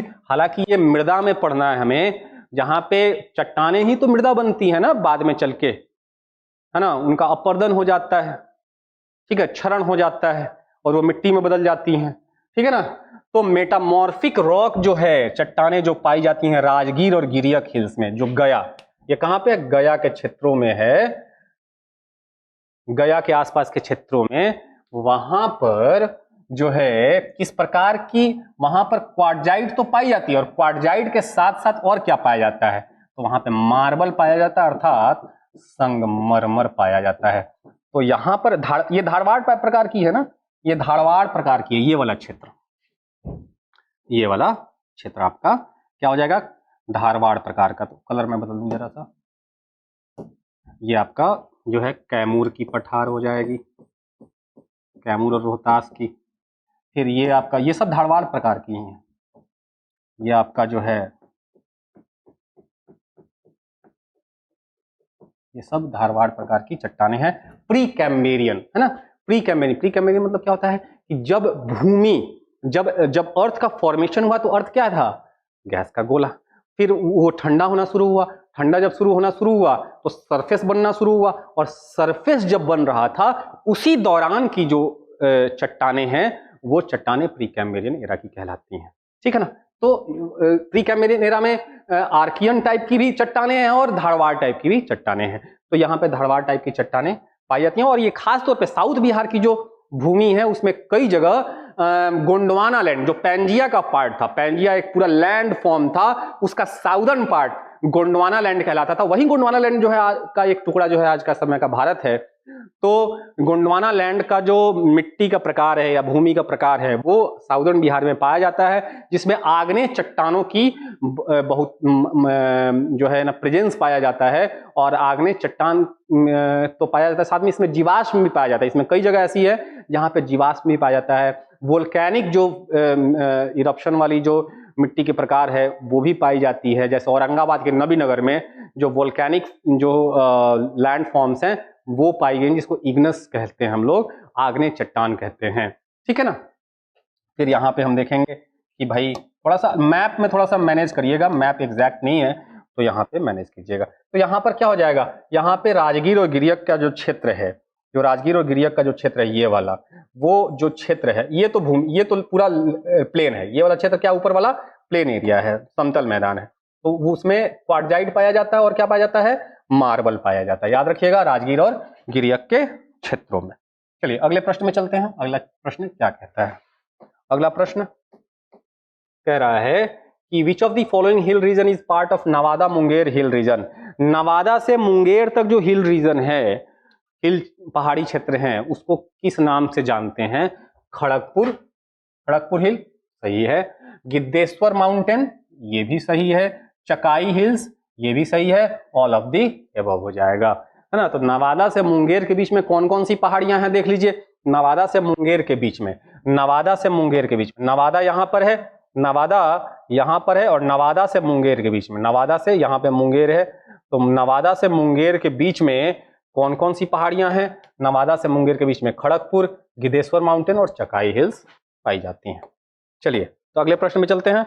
अगला प्रश्न देखते हैं। क्वेश्चन नंबर 23 के बाद 24 क्या कहता है।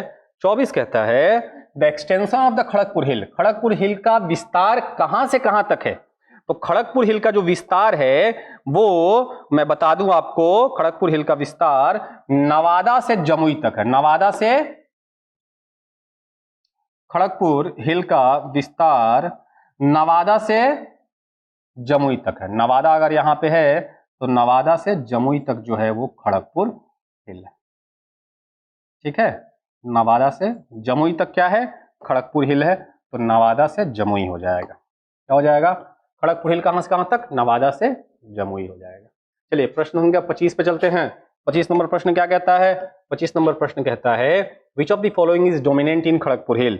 Which of the following is dominant in Kharagpur hill. Kharagpur hill में किस प्रकार की चट्टानें पाई जाती हैं। खड़गपुर हिल में क्वार्टजाइट टाइप की चट्टानें पाई जाती हैं, क्योंकि ये राजगीर के आसपास की क्षेत्र हैं और ये सारा धारवाड़ क्षेत्र में आपको क्वार्टजाइट मिल जाएगा, आपको नीस मिल जाएगा, आपको सैंडस्टोन मिल जाएगा, इग्नस रॉक्स मिल जाएंगे, है ना। तो जो है यहाँ पे क्वार्टजाइट पाया जाता है। कहाँ पे, खड़गपुर हिल में क्या पाया जाता है, क्वार्टजाइट पाया जाता है। याद रखिएगा, खड़गपुर हिल जो नवादा से जमुई के बीच में विस्तारित है वहां पे क्वार्टजाइट पाया जाता है। 25 के बाद 26 पे चलते हैं। In what form the rocks of Precambrian era, Precambrian period are found in Bihar. देखो जी, बिहार जो प्री कैम्ब्रियन जो पीरियड है, प्री कैम्ब्रियन अर्थात जिस समय सरफेस का फॉर्मेशन हो रहा था अर्थ पे, उस दौरान की जो चट्टानें हैं वो कहाँ पाई जाती हैं, बिहार में खास तौर पे, बिहार में खास तौर पे। तो डेक्कन नहीं, डेक्कन वाला क्षेत्र नहीं पाया जाता, खास यहाँ पे पाया जाता है धड़वार और यहाँ पे पाया जाता है विंध्याज। तो ये वाला जो क्षेत्र है, ये वाला क्षेत्र आपका हो जाएगा विंध्या का क्षेत्र, ये आपका विंध्याज का क्षेत्र हो जाएगा। ये आपका क्या हो जाएगा, ये आपका विंध्याज का क्षेत्र हो जाएगा, विंध्य का, और ये हो जाएगा आपका धारवाड़ का हो जाएगा। हालांकि विंध्य के क्षेत्रों में भी धारवाड़ की कई सारी प्रकार की चट्टानें पाई जाती हैं। तो यहां पर धारवाड़ और विंध्य हो जाएगा बोथ बी एंड सी। क्या हो जाएगा, बोथ बी एंड सी हो जाएगा, बोथ बी एंड सी हो जाएगा। चलते अगले प्रश्न पर। अगला प्रश्न क्या कहता है देखते हैं। अगला प्रश्न क्वेश्चन नंबर 26 के बाद 27 नंबर। 27 नंबर प्रश्न कहता है which of the following order of rocks is not found in Bihar. Bihar में किस प्रकार की चट्टानें नहीं पाई जाती हैं। मैंने बोला बिहार में दक्कन की जो चट्टान है वो नहीं पाई जाती, अर्थात ये दक्कन की जो भूमि है ना वो गोंडवाना की पार्ट थी, और हालांकि उसका कुछ जो है प्रेजेंस बिहार में भी पाया जाता है, लेकिन दक्कन की जो चट्टानें हैं वो हमारे बिहार में नहीं पाई जाती हैं। हालांकि बिहार में विंध्याज जो कैमूर और रोहतास के क्षेत्र में पाई जाती है। टर्शियरी जो है, ये देखो, ये अब एरिया वाइज अगर देखें तो विंध्याज कहाँ पाया जाता है, विंध्याज पाया जाता है साउथ वेस्ट में। टर्शियरी पाई जाती है नॉर्थ वेस्ट में, जो आपकी शिवालिक रेंज है, जो आपकी नॉर्थ वेस्टर्न, जो आपकी वेस्ट चंपारण की जो क्षेत्र है वहां पे टर्शियरी जो है चट्टानें पाई जाती है। वहीं क्वाटरनरी गैंगेटिक प्लेन में पाया जाता है, क्वाटरनरी गैंगेटिक प्लेन में, है ना। चतुर्थ कल्प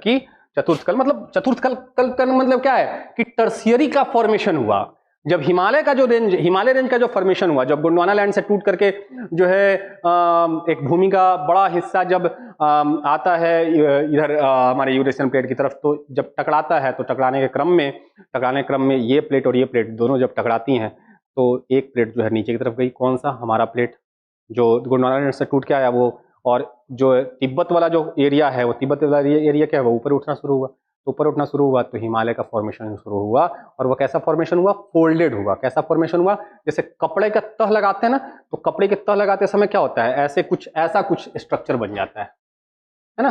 तो ऐसा, इसको क्या कहते हैं, फोल्डेड माउंटेन्स कहते हैं। और हिमालय तो ऐसे भी यंग फोल्डेड माउंटेन्स है। क्या है, यंग फोल्डेड माउंटेन्स है, अभी बन ही रहा है, यंग फोल्डेड माउंटेन्स है। तो फोल्डेड माउंटेन मतलब कि कुछ इस प्रकार की स्ट्रक्चर ऊपर से बनती चली जा रही है, इसीलिए कई सारी श्रेणियां मिलती हैं, कई सारी हमारी श्रेणियां मिलती हैं हिमालय में, ठीक है ना। तो यहाँ पर टर्शियरी के बाद क्वाटरनरी की जो गैंगेटिक प्लेन तो बहुत बाद में, पहले तो हिमालय का फॉर्मेशन हुआ और हिमालय के फॉर्मेशन के बाद जो नदियों की धाराएं बदली, वहां से फिर अपने साथ कई सारी सेडिमेंट्स, क्वाटरनरी क्या है, यहाँ पे जो मिट्टी है या वहां पे जो पाई जाती है वो क्या है, सेडिमेंट्री है, सेडिमेंट्स पाई जाती हैं, सेडिमेंट्स आकर के बिछती चली गई और गैंगेटिक प्लेन का निर्माण होगा। तो नॉर्थ गंगेटिक प्लेन में क्या कैसी चट्टानें हैं या कैसी मिट्टियां हैं, क्या है, क्वाटरनरी है, ठीक है ना। और विंध्यास तो बहुत पुराना है, सबसे पुराना। क्वेश्चन नंबर 27 को 28 पे चलते हैं। In which district of Bihar rocks of Vindhyas order are found. तो मैंने बताया, पहले ही बताया कि विंध्यास में कैमूर और रोहतास आता है। विंध्यन रेंज जो है उसमें कैमूर और रोहतास आएगा, हमारा बी और सी आएगा, ठीक है ना, बी और सी आएगा। तो चलते हैं क्वेश्चन 28 के बाद 29 पे। 29 नंबर क्वेश्चन क्या कहता है, एविडेंस ऑफ वोल्केनिक फॉर्मेशन है ना, मैंने बताया भी था वोल्केनिक फॉर्मेशन की जो चट्टानें हैं वो कहां पाई गई हैं, औरंगाबाद में जगह है नबीनगर के क्षेत्र में सारी जो है वोल्केनिक इरप्शन की चट्टानें पाई जाती हैं। चलिए अगले प्रश्न में चलते हैं। 29 के बाद 30 की बारी आ गई। 30 नंबर प्रश्न क्या कहता है, 30 नंबर प्रश्न कहता है what is the average height of the Bihar in feet above the sea level. जो सी लेवल है, समुद्र तल है, वहां से बिहार की ऊंचाई कितनी है, आंसर जान जाइए 173 फीट और मीटर में 53 मीटर, लगभग 53 मीटर, मीटर की बात आ जाएगी और फीट में 173 फीट।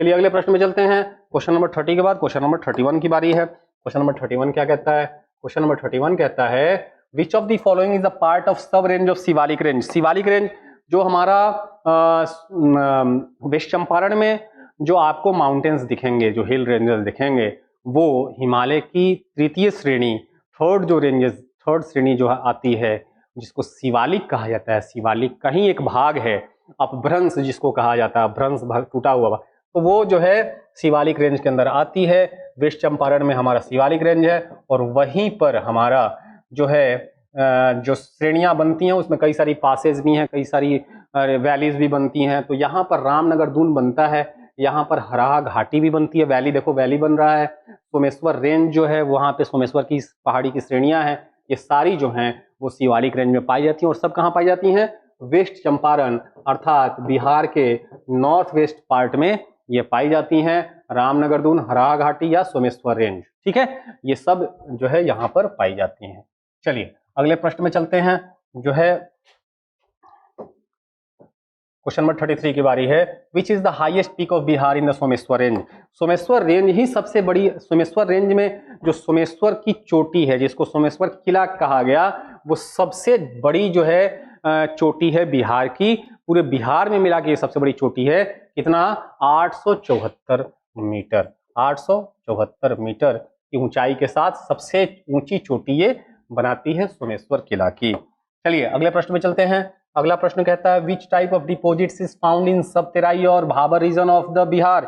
भाबर मतलब जहां पे भाबर का जो क्षेत्र है, अर्थात जो तराई का, सब तराई मतलब तराई के बाद जो एरिया है, पूरा का पूरा तराई, पहाड़ी के बाद जो तराई का क्षेत्र है जिसको मधेसी क्षेत्र कहा जाता है नेपाल का, वो सारा तराई क्षेत्र है। उसके बाद बिहार का कई सारी एरिया जो लगने वाली सीमा है नेपाल के साथ, वो सब तराई क्षेत्र है। तो वहां पर जो उस सब तराई में कैसी मिट्टी पाई जाती है, भाभर।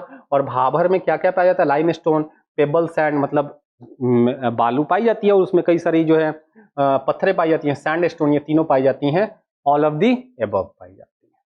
चलिए अगले प्रश्न में चलते हैं। क्वेश्चन नंबर 34 के बाद 35 आ गया। 35 देखते हैं, 35 क्या कहता है। 35 कहता है which is the highest part of the Kaimur plateau. Kaimur plateau में खासतौर पे रोहतास की बात कर रहा है। कैमूर प्लेट्यू जो है, कैमूर की पठार जो है, उसमें सबसे ऊंची चोटी क्या है, रोहतासगढ़ है। सबसे ऊंची चोटी क्या है, रोहतासगढ़ है। चलिए आंसर मिल गया इसका कि कैमूर के साइड में सबसे ऊंची चोटी कौन सी है, रोहतासगढ़ है। The Kaimur plateau is separated from the Chotanagpur plateau by which river. कौन सी नदी जो है छोटानागपुर प्लेट्यू को कैमूर प्लेट्यू से अलग कर देती है। तो मुझे जहां तक आपको याद होना चाहिए कि यहाँ से सोन नदी जा रही है और सोन नदी इधर कैमूर के पठार को अलग करती है और इधर छोटानागपुर पठार को अलग करती है। तो यह हमारा आंसर हो जाएगा सोन नदी। हमारा आंसर क्या हो जाएगा, सोन नदी जो है छोटानागपुर को कैमूर प्लेट्यू से अलग कर देती है, कैमूर पठार को छोटानागपुर की पठार से अलग कर देती है। अगला प्रश्न है 36 के बाद 37 नंबर। 37 नंबर प्रश्न कहता है which is found in abundance in Kaimur plateau. Kaimur plateau में सबसे अधिक क्या पाया जाता है? ओके, कैमूर प्लेट्यू में सबसे अधिक जो है वो नीस पाया जाता है। क्या पाया जाता है? आंसर आपका हो जाएगा नीस पाया जाता है। ठीक है, कैमूर प्लेट्यू में सबसे ज्यादा ये पाया जाता है। अगले प्रश्न में चलते हैं। अगला प्रश्न क्या कहता है? अगला प्रश्न क्या है? अगला प्रश्न जो है वो आपका आ गया, which of the following is the highest hill? Highest hill, इसमें सबसे हाईएस्ट हिल कौन सा है? हालांकि हाईएस्ट हिल तो सोमेश्वर रेंज में है, लेकिन यहाँ पे सबसे हाईएस्ट रेंज कौन सा है? ये सब क्या है? ये सब साउदर्न बिहार की पहाड़ियां हैं। इसमें सबसे बड़ा जो है वैभव गिरी है। हालांकि एवरेज हाइट जो है इन सभी पहाड़ियों का एवरेज हाइट 300 मीटर के करीब में है, लेकिन इसका 388 मीटर के करीब में जो है वैभव गिरी का हाइट चला जाता है। चलिए अगले प्रश्न में चलते हैं। अगला प्रश्न देखते हैं क्या है 38 के बाद। 39 नंबर प्रश्न क्या कहता है? 39 नंबर प्रश्न कहता है, which of the following region of Bihar receives maximum rainfall? सबसे अधिक ज्यादा बारिश किस क्षेत्र में होती है? चलिए आइए क्षेत्र देखते हैं। सबसे अधिक बारिश आप जब देखेंगे, मैक्सिमम रेनफॉल का जब आप डेटा देखेंगे तो आप पाएंगे कि किशनगंज वाले क्षेत्र में सबसे अधिक बारिश हुई है। देखो जी, बिहार का जो नॉर्थ वेस्ट पार्ट है, क्योंकि पश्चिम बंगाल से लगा वाला इलाका है, और पश्चिम बंगाल से लगे हुए इलाके में जब आपका मानसून इधर नॉर्वेस्टर जब इंटर करता है बिहार में, तो सबसे जब पहले प्रभावित कौन सा होता है? नॉर्थ वेस्ट, और बार बार यही प्रभावित होता है। तो नॉर्थ वेस्ट कर रहा हूं मैं, नॉर्थ ईस्ट। तो नॉर्थ ईस्ट क्षेत्र में सबसे अधिक बारिश होती है। ठीक है ना? तो नॉर्थ ईस्ट जो है, हालांकि यहाँ पे थोड़ी सी मिस्टेक है, एरर है थोड़ी सी, तो यहाँ पर हम ईस्ट कर देते हैं, EST, और हम ए ले लेते हैं, या सी को बी नंबर को भी ईस्ट कर सकते थे और बी ले लेते। मतलब ये जानकारी होनी चाहिए कि कहाँ पे सबसे अधिक बारिश होती है। नॉर्थ ईस्ट अर्थात पूर्वोत्तर क्षेत्र में सबसे अधिक बारिश होती है। What is the length of the Haraha river valley और दून वैली? है ना, जो हराहा रिवर वैली है, हराहा रिवर जो वैली बनाती है, या दून वैली इसको कहते हैं। अच्छा, दून, ऐसे तो देहरादून का नाम आपने सुना होगा, इसी कॉन्सेप्ट के साथ वहां भी बना है देहरादून। तो ये इसकी जो लेंथ है, दून वैली की जो लेंथ है वो कितनी है? 24 मीटर। 24 मीटर जो है वो चौड़ी वैली बनाती है। कौन सी? हराहा रिवर वैली या दून वैली कहते हैं इसको। ठीक है ना? चलिए अगले प्रश्न में चलते हैं। 40 के बाद 41 नंबर प्रश्न। 41 नंबर प्रश्न कहता है, in what length is the Someshwar range extends up to the Bhikhna Thori pass on the northern border of Bihar? है ना, तो जो है सोमेश्वर रेंज में भिकना टोरी पास है। पास आप जानते ही हैं कि दो माउंटेन्स के बीच में आने जाने के लिए कई बार जो है पासेस क्रिएट हो जाती हैं, दर्रे बन जाते हैं। जैसे हमारे भारत के नॉर्थ वेस्टर्न पार्ट में, पश्चिम उत्तर प्रांत में कई सारे दर्रे हैं, खैबर पख्तूनख्वा से लेकर के जो है और भी कई सारी जो है बोलन पास है वहाँ पे। उसी तरह से उधर से जो है मुगल भी उधर से ही आए थे, और मुस्लिम्स जो इन्वेडर्स है वहीं से आते थे। तो पास, सोमेश्वर रेंज जो है एक पास बनाती है जिसको भिकना टोरी पास कहा जाता है ना, जो नॉर्दर्न बॉर्डर बनाती है बिहार का, अर्थात जो है नेपाल और बिहार के बीच में भी ये भिकना टोरी पास जो है वो बॉर्डर क्रिएट करती है। ये कितने किलोमीटर का है? ये 74 किलोमीटर का है। कितने किलोमीटर का है? 74 किलोमीटर का है। 74 मतलब 74 किलोमीटर का ये पास बनाती है। चलिए 41 हो गया। 41 के बाद 42 नंबर क्वेश्चन पे चलते हैं। 42 नंबर क्वेश्चन क्या कहता है? 42 नंबर क्वेश्चन कहता है, the height of the highest peak of the Someshwar ranges. मैंने पहले ही बताया था 874 मीटर। 874 मीटर जो है वो सोमेश्वर रेंज की सबसे ऊंची चोटी, जिसको सोमेश्वर किला कहा गया, उसकी जो है वो हाईएस्ट पीक है। 42 के बाद 43 नंबर प्रश्न में चलते हैं। 43 नंबर प्रश्न कहता है, the passes formed by rivers in Someshwar range are. नदियों द्वारा, सोमेश्वर रेंज में जो नदियों द्वारा पास बनाया गया, जो दर्रे बनाई गई हैं, वो कौन कौन सी हैं? सोमेश्वर पास, भिकना टोरी पास, बरदाहा पास, ये सारी पासेस बनाई गई हैं। हमारे पूर्वी चंपारण से बहुत नज़दीक है। पूर्वी चंपारण से हम लोग जनरली वाल्मीकि नगर घूमने जाते हैं, ये सारी एरिया घूमने देखने जाते हैं। तो ये सोमेश्वर पास हो गया, भिकना टोरी पास हो गया और बरदाहा पास हो गया। ये ऑल ऑफ दी अबव जो है हो जाएगा सोमेश्वर रेंज द्वारा बनाई गई पास। अब क्वेश्चन नंबर 43 के बाद 44 पे चलते हैं। Which range of Himalaya mountain extend on the northern boundary of west Champaran? West Champaran के बाउंड्री पर हिमालय की कौन सी श्रेणी है? मैंने पहले ही बताया था, शिवालिक श्रेणी है। अरावली, तो अरावली यहाँ पे जहाँ मैं खड़ा हूँ वो अरावली श्रेणी का हिस्सा है। दिल्ली में अरावली श्रेणी आती है। कैमूर जो है बिहार का, नीचे जो है आपका कैमूर जो है वो, सॉरी, कैमूर तो ये आपका विंध्या रेंज का हो जाएगा। ये वाला सेक्शन क्या हो जाएगा? वो शिवालिक रेंज का भाग हो जाएगा। तो शिवालिक हो जाएगा आपका। ठीक है, चलिए अगले प्रश्न में चलते हैं। 44 के बाद 45 नंबर क्वेश्चन क्या कहता है? 45 नंबर क्वेश्चन कहता है which region of the Bihar is at the highest altitude over sea level, है ना। बिहार का कौन सा क्षेत्र समुद्र तल से सबसे ऊंचे स्थान पे है? तो जो सबसे ऊंचा एरिया होगा वही, और वो कौन सा एरिया है? वेस्ट चंपारण का हिस्सा। वेस्ट चंपारण में भी कौन सा हिस्सा? जो सोमेश्वर रेंज है, और सोमेश्वर रेंज कहाँ पे है? वाल्मीकि नगर में है। तो वाल्मीकि नगर जो है वो बिहार का सबसे ऊंचा स्थान है सी लेवल से। ठीक है, चलिए अगले प्रश्न में चलते हैं। अगला प्रश्न क्या कहता है? 45 के बाद 46 नंबर प्रश्न कहता है the Tal region is situated in the south Bihar plain. देखो जी, ये टाल रीजन जरा हम देख लेते हैं। टाल रीजन कहाँ पे है? टाल रीजन जो है वो पटना से लेकर के लखीसराय के बीच में है। कहाँ तक? लखीसराय के बीच का, ये लखीसराय हो गया, और लखीसराय के बीच के क्षेत्र को, ये लखीसराय के बीच के क्षेत्र को क्या कहते हैं? टाल रीजन कहते हैं, टाल क्षेत्र कहते हैं। तो हमारा क्या हो जाएगा? हमारा बिटवीन पटना एंड लखीसराय हो जाएगा। बिटवीन पटना और लखीसराय के बीच को क्या कहते हैं हम लोग? टाल क्षेत्र कहते हैं, टाल क्षेत्र कहते हैं। अगले प्रश्न में चलते हैं। अब टाल, अभी तो हमारा समय सीमा जल्द समाप्त हो रहा है, इसलिए हमें प्रश्न से पे सिर्फ फोकस करना है। The valley of Haraha river situated in the north west of Bihar is called. Haraha river जो बिहार के नॉर्थ वेस्ट में है, सोमेश्वर रेंज में हराहा रिवर है, और हराहा रिवर जो बनाती है वो क्या बनाती है? उसको क्या कहते हैं? दून वैली कहते हैं। क्या कहते हैं? दून वैली कहते हैं। हराहा रिवर द्वारा बनाया गया वैली क्या है? हराहा रिवर द्वारा बनाया गया वैली को हम दून वैली कहते हैं। चलिए 47 के बाद 48 पे चलते हैं। और दून वैली बनता कैसे है वो लेक्चर सीरीज जब चलेगा तो उसमें बहुत डिटेल में मैं पढ़ाऊंगा। The region of Bihar spread in the southern part of the Ganges river is called. Bihar के दक्षिणी पार्ट में जो गंगा का क्षेत्र है उसको क्या कहते हैं? गंगा सोन दोआब। सही है यार, गंगा सोन दोआब। ये वाला क्षेत्र क्या है? ये सोन नदी जो है क्रॉस कर रही है, तो गंगा और सोन दोआब ये हो जाएगा कि नहीं? गंगा सोन दोआब पटना के पास जाके मिलती है, तो ये गंगा सोन दोआब हो गया। फिर आपका ये अंग क्षेत्र हो गया। ये कौन सा क्षेत्र हो गया? अंग का क्षेत्र हो गया। तो यहाँ पे मगध क्षेत्र हो गया। ये कौन सा क्षेत्र हो गया? मगध क्षेत्र हो गया। ये कौन सा क्षेत्र हो गया? मगध क्षेत्र। इधर वाला क्षेत्र क्या हो जाएगा? अंग क्षेत्र हो जाएगा। तो साउदर्न बिहार में आपको गंगा और सोन का दोआब मिलेगा, और फिर आपका मगध का क्षेत्र मिलेगा, और फिर आपका अंग का क्षेत्र मिलेगा। तो ये ऑल ऑफ दी अबव हो जाएगा। क्या हो जाएगा? ऑल ऑफ दी अबव हो जाएगा, डी नंबर। चलिए अगले प्रश्न में चलते हैं। अगला प्रश्न देखते हैं क्या है। तो साउदर्न बिहार में आपको ये तीनों ही मिल जाएंगी। In which direction is the slope of the northern plain of Bihar from northwest in the western part? अच्छा चलो, मैंने बताया था नॉर्थ वेस्ट कहां पे है? ये आपका नॉर्थ हो गया, ये आपका वेस्ट हो गया। नॉर्थ वेस्ट ये हो जाएगा नॉर्थ वेस्ट। तो नॉर्थ वेस्ट का जो स्लोप होगा वो कहां होगा? नॉर्थ वेस्ट का स्लोप कहां होगा? ये आपका ईस्ट हो गया, और ये आपका साउथ हो गया। तो साउथ ईस्ट का तरफ होगा। साउथ ईस्ट मतलब दक्षिण पूर्व होगा। यहां से पकड़ ले सकते हैं आप, है ना। नॉर्थ वेस्ट का जो है स्लोप कहां पे है? वेस्टर्न पश्चिमी भाग में, वो साउथ ईस्ट है। चलिए हमारा आंसर निकल के आ गया। चलिए अगले प्रश्न में चलते हैं। क्वेश्चन नंबर 49 के बाद 50, क्योंकि गंडक से मिला लो ना। हालांकि ऐसा जरूरी नहीं है कि नॉर्थ वेस्ट का स्लोप जो है उल्टा डायरेक्शन में भी हो सकता था, लेकिन यहाँ पे हम नदी से मिला सकते हैं कि गंगा नदी आती है, गंडक आती है, बूढ़ी गंडक आती है, तो कहां जाके मिलती है? गंगा में मिलती है। और वो कैसे स्लोप के साथ आती है? साउथ ईस्ट के स्लोप के साथ आती है। Okay, what is the slope of western part of Bihar compare to the eastern part?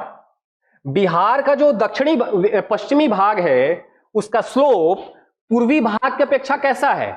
ज्यादा है। तब तो गंगा नदी इधर आती है और पूर्व की तरफ जाती है।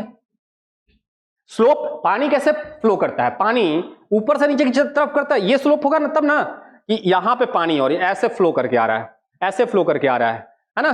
तो ऐसे फ्लो करके आ रहा है, तो ये वाला पार्ट ऊंचा होगा, ये वाला पार्ट नीचे होगा।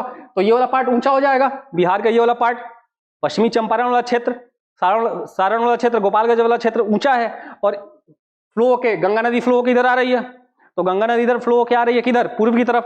तो पश्चिम की अपेक्षा पूर्व की अपेक्षा पश्चिम का ढाल क्या होगा? ज्यादा होगा, है ना। ईस्टर्न पार्ट की अपेक्षा जो वेस्टर्न पार्ट है, पूर्व की अपेक्षा पश्चिम का ढाल ज्यादा होगा, मोर होगा। थोड़ा सा समझेंगे ना तो समझ में आ जाएगा। क्लियर है?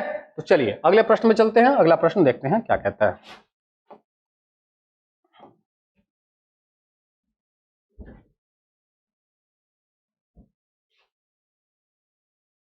क्वेश्चन नंबर 50 के बाद 51 पे चलते हैं। 51 नंबर प्रश्न देखते हैं क्या कहता है।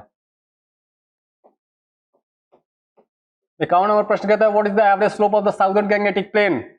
साउदर्न दक्षिण का, अच्छा southern Gangetic plain, southern Gangetic plain का बात कर रहा है, तो साउदर्न गैंगेटिक प्लेन की जब बात हो रही है, ये वाला गैंगेटिक प्लेन है ना, तो इसका स्लोप कैसा होगा? साउथ से, सोन नदी, देखो ना सोन नदी कहां से कहां जा रहा है, सोन नदी साउथ से नॉर्थ की तरफ जा रहा है ना, तब ना गंगा में जाके मिल रही है।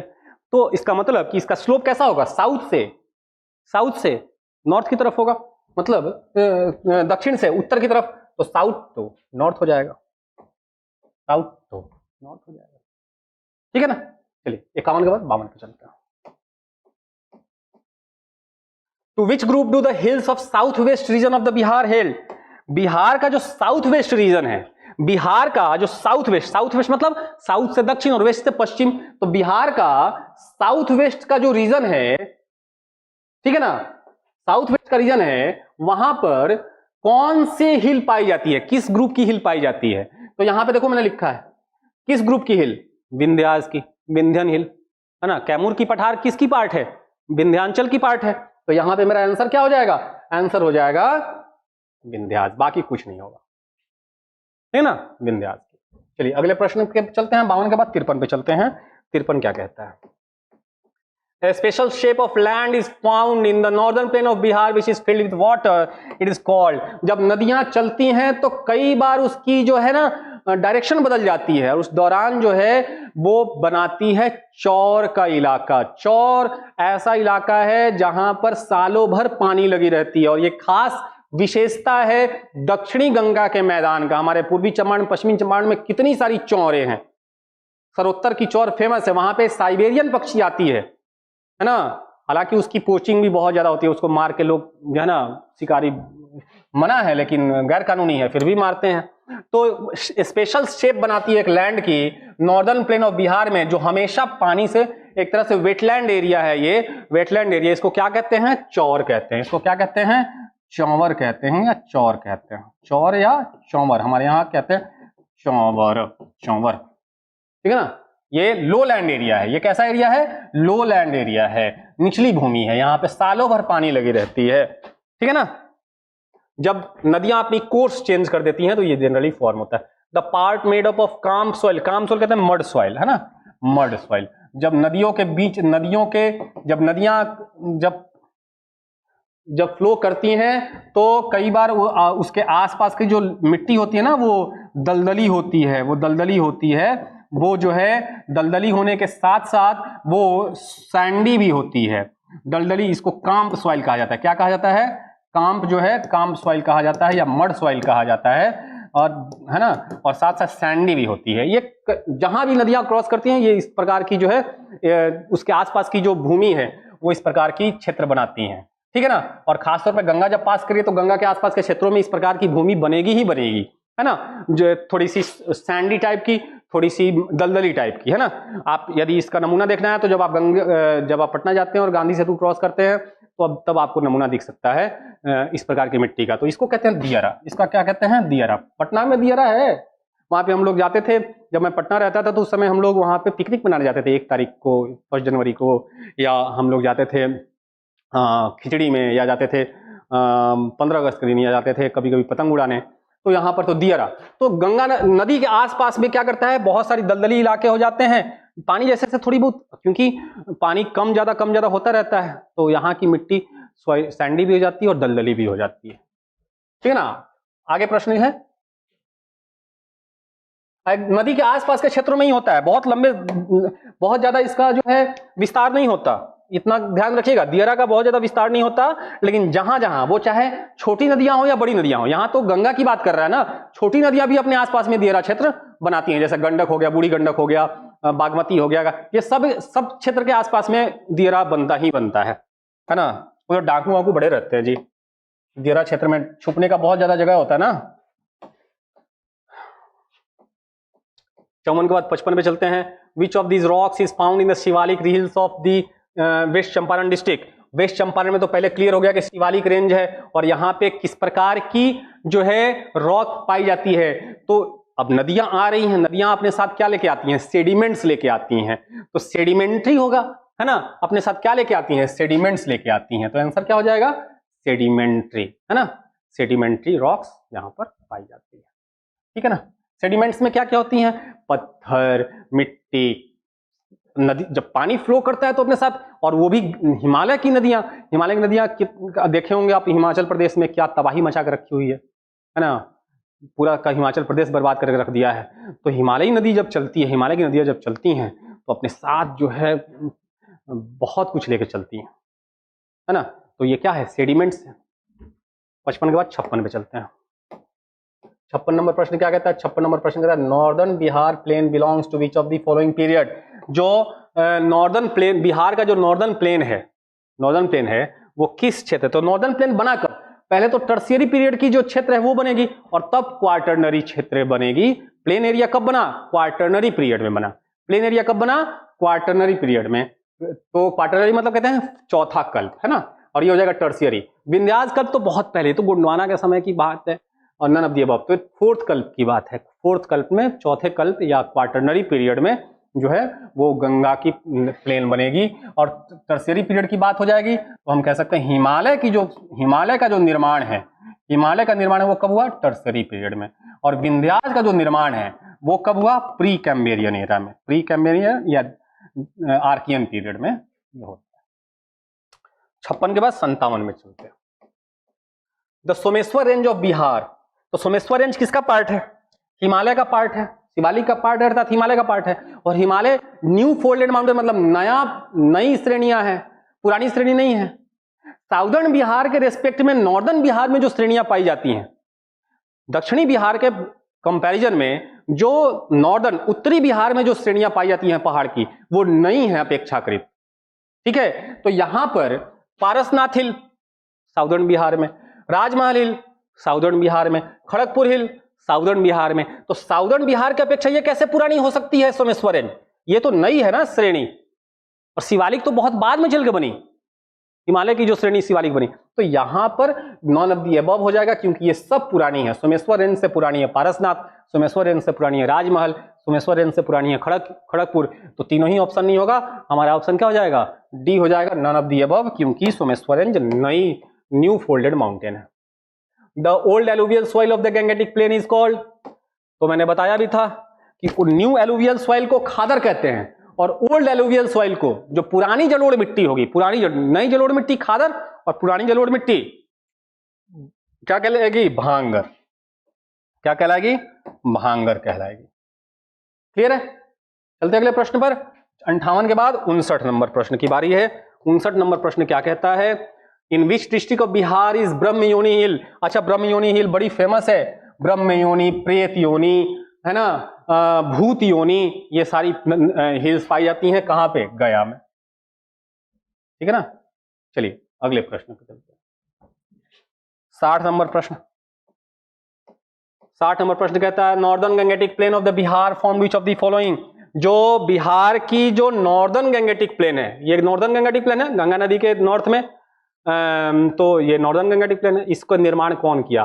तो एक तो गंगा नदी करी, और गंगा नदी के साथ साथ इसकी जो है इसकी ट्रिब्यूटरीज करती है, इसकी सहायक नदियां करती हैं, घाघरा, गंडक, बूढ़ी गंडक, बागमती, कोसी, महानंदा। ये सारी नदियां क्या हैं? गंगा की जो है सहायक नदियां। इन्हीं के द्वारा एक तो गंगा की मैदान इसका निर्माण कर रही है, और साथ साथ इसकी सहायक नदियां भी। ये जो द्वाब बन रहा है, ये द्वाब क्षेत्र नदियों द्वारा बनाया जा रहा है। तो किसने बनाया? Deposits of Ganga and it's tributary. Ganga के द्वारा लाई गई जो डिपोजिट्स थी, और उसकी सहायक नदियों द्वारा जो लाया गया डिपोजिट्स है, उसके द्वारा जो है ये नॉर्दर्न गंगेटिक प्लेन अर्थात उत्तरी गंगा की मैदान बन रही है। चलिए अगले प्रश्न में चलते हैं। अगला प्रश्न देखते हैं 60 के बाद 61 number. The Doab is represent in the northern plain of Bihar in increasing order from west to east. West to east मतलब, पहले देखो जी, मैं बता दूं कैसे कैसे बनता है। पहले बनता है, यहां पे देखोगे, ध्यान दो, ये हो गया घाघरा, ये हो गया गंडक, ये हो गया बूढ़ी गंडक, तो बूढ़ी गंडक को अलग लेके चलते हैं। ये हो गया बागमती, और ये हो गया कोसी, ये हो गया महानंदा। थोड़ा सा और इधर बनाना चाहिए था।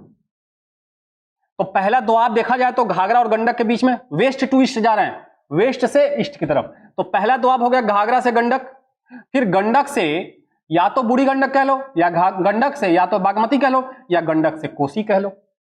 तो क्वेश्चन इसके अकॉर्डिंग चल रहा है। और फिर कोसी से महानंदा बन रहा है। तो देखो तो यहां पे क्वेश्चन क्या है, क्वेश्चन कह रहा है घाघरा से गंडक पहले बन रहा है, घाघरा से गंडक वेस्ट में, उसके बाद उसके ईस्ट में जाओगे तो गंडक से कोसी बन रहा है, और फिर उसके ईस्ट में जाओगे तो कोसी से महानंदा बन रहा है। क्रम वाइज 1 2 3 हो जाएगा, क्रम वाइज क्या हो जाएगा 1 2 3 हो जाएगा।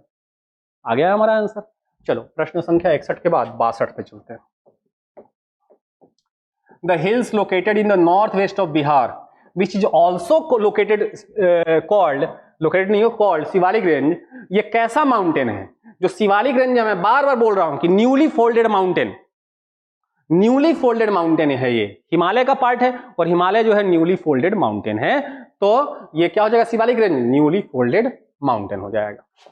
अगले प्रश्न में चलते हैं 62 के बाद 63 कहते हैं which of the following industry is most developed in Ghaghra Gandak Doab. Ghaghra Gandak Doab में सबसे ज्यादा, देखो जी चले जाओ पश्चिमी चंपारण में, चले जाओ पूर्वी चंपारण के क्षेत्र में, सिर्फ तुम्हें यहां पे शुगर मिल्स दिखेंगी, ठीक है ना।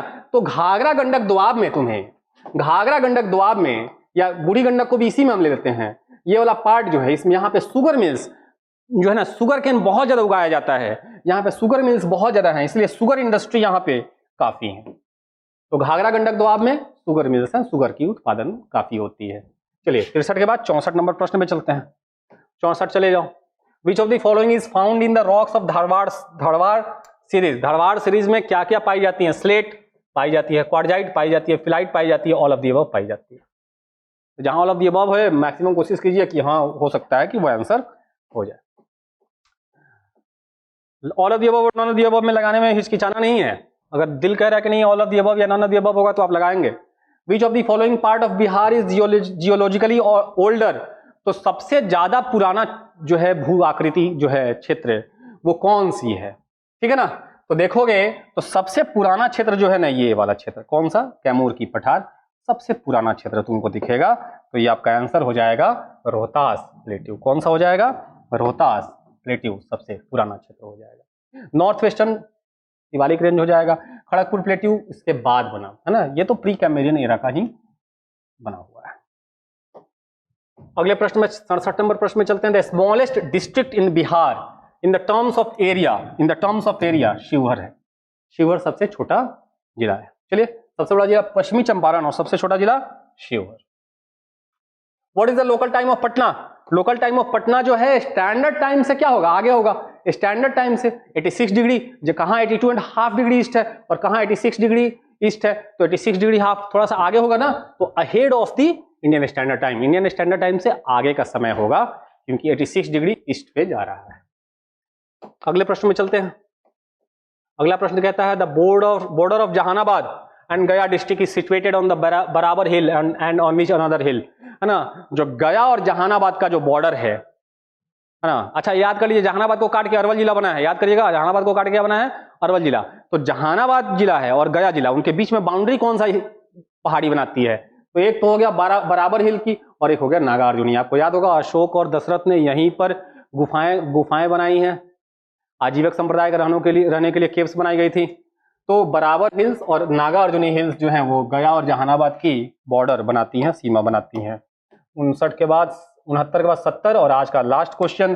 The average height of the Kosi plain above sea level is 120 metre. 120 metre जो है वो कोसी का जो क्षेत्र है वो समुद्र तल से 120 मीटर ऊंची है। इसी के साथ आज की क्लास खत्म होती है। आशा आज का क्लास बहुत मजा आया होगा पढ़ने में, क्योंकि कई सारी कॉन्सेप्ट मैंने कोशिश करी कम समय में समझाने की। ज़्यादा समय होता तो एक एक पॉइंट को खोल के उधेड़ कर रख दिया जाता, लेकिन समय सीमा को देखते हुए हमने कोशिश करी कि हर कॉन्सेप्ट बताई जाए। इसी के साथ लेता हूँ आज की क्लास से विदा। हम लोग मिलेंगे फिर अगले लेक्चर में, तब तक के लिए धन्यवाद। एंजॉय कीजिए आज का वीडियो। जय हिंद, जय भारत।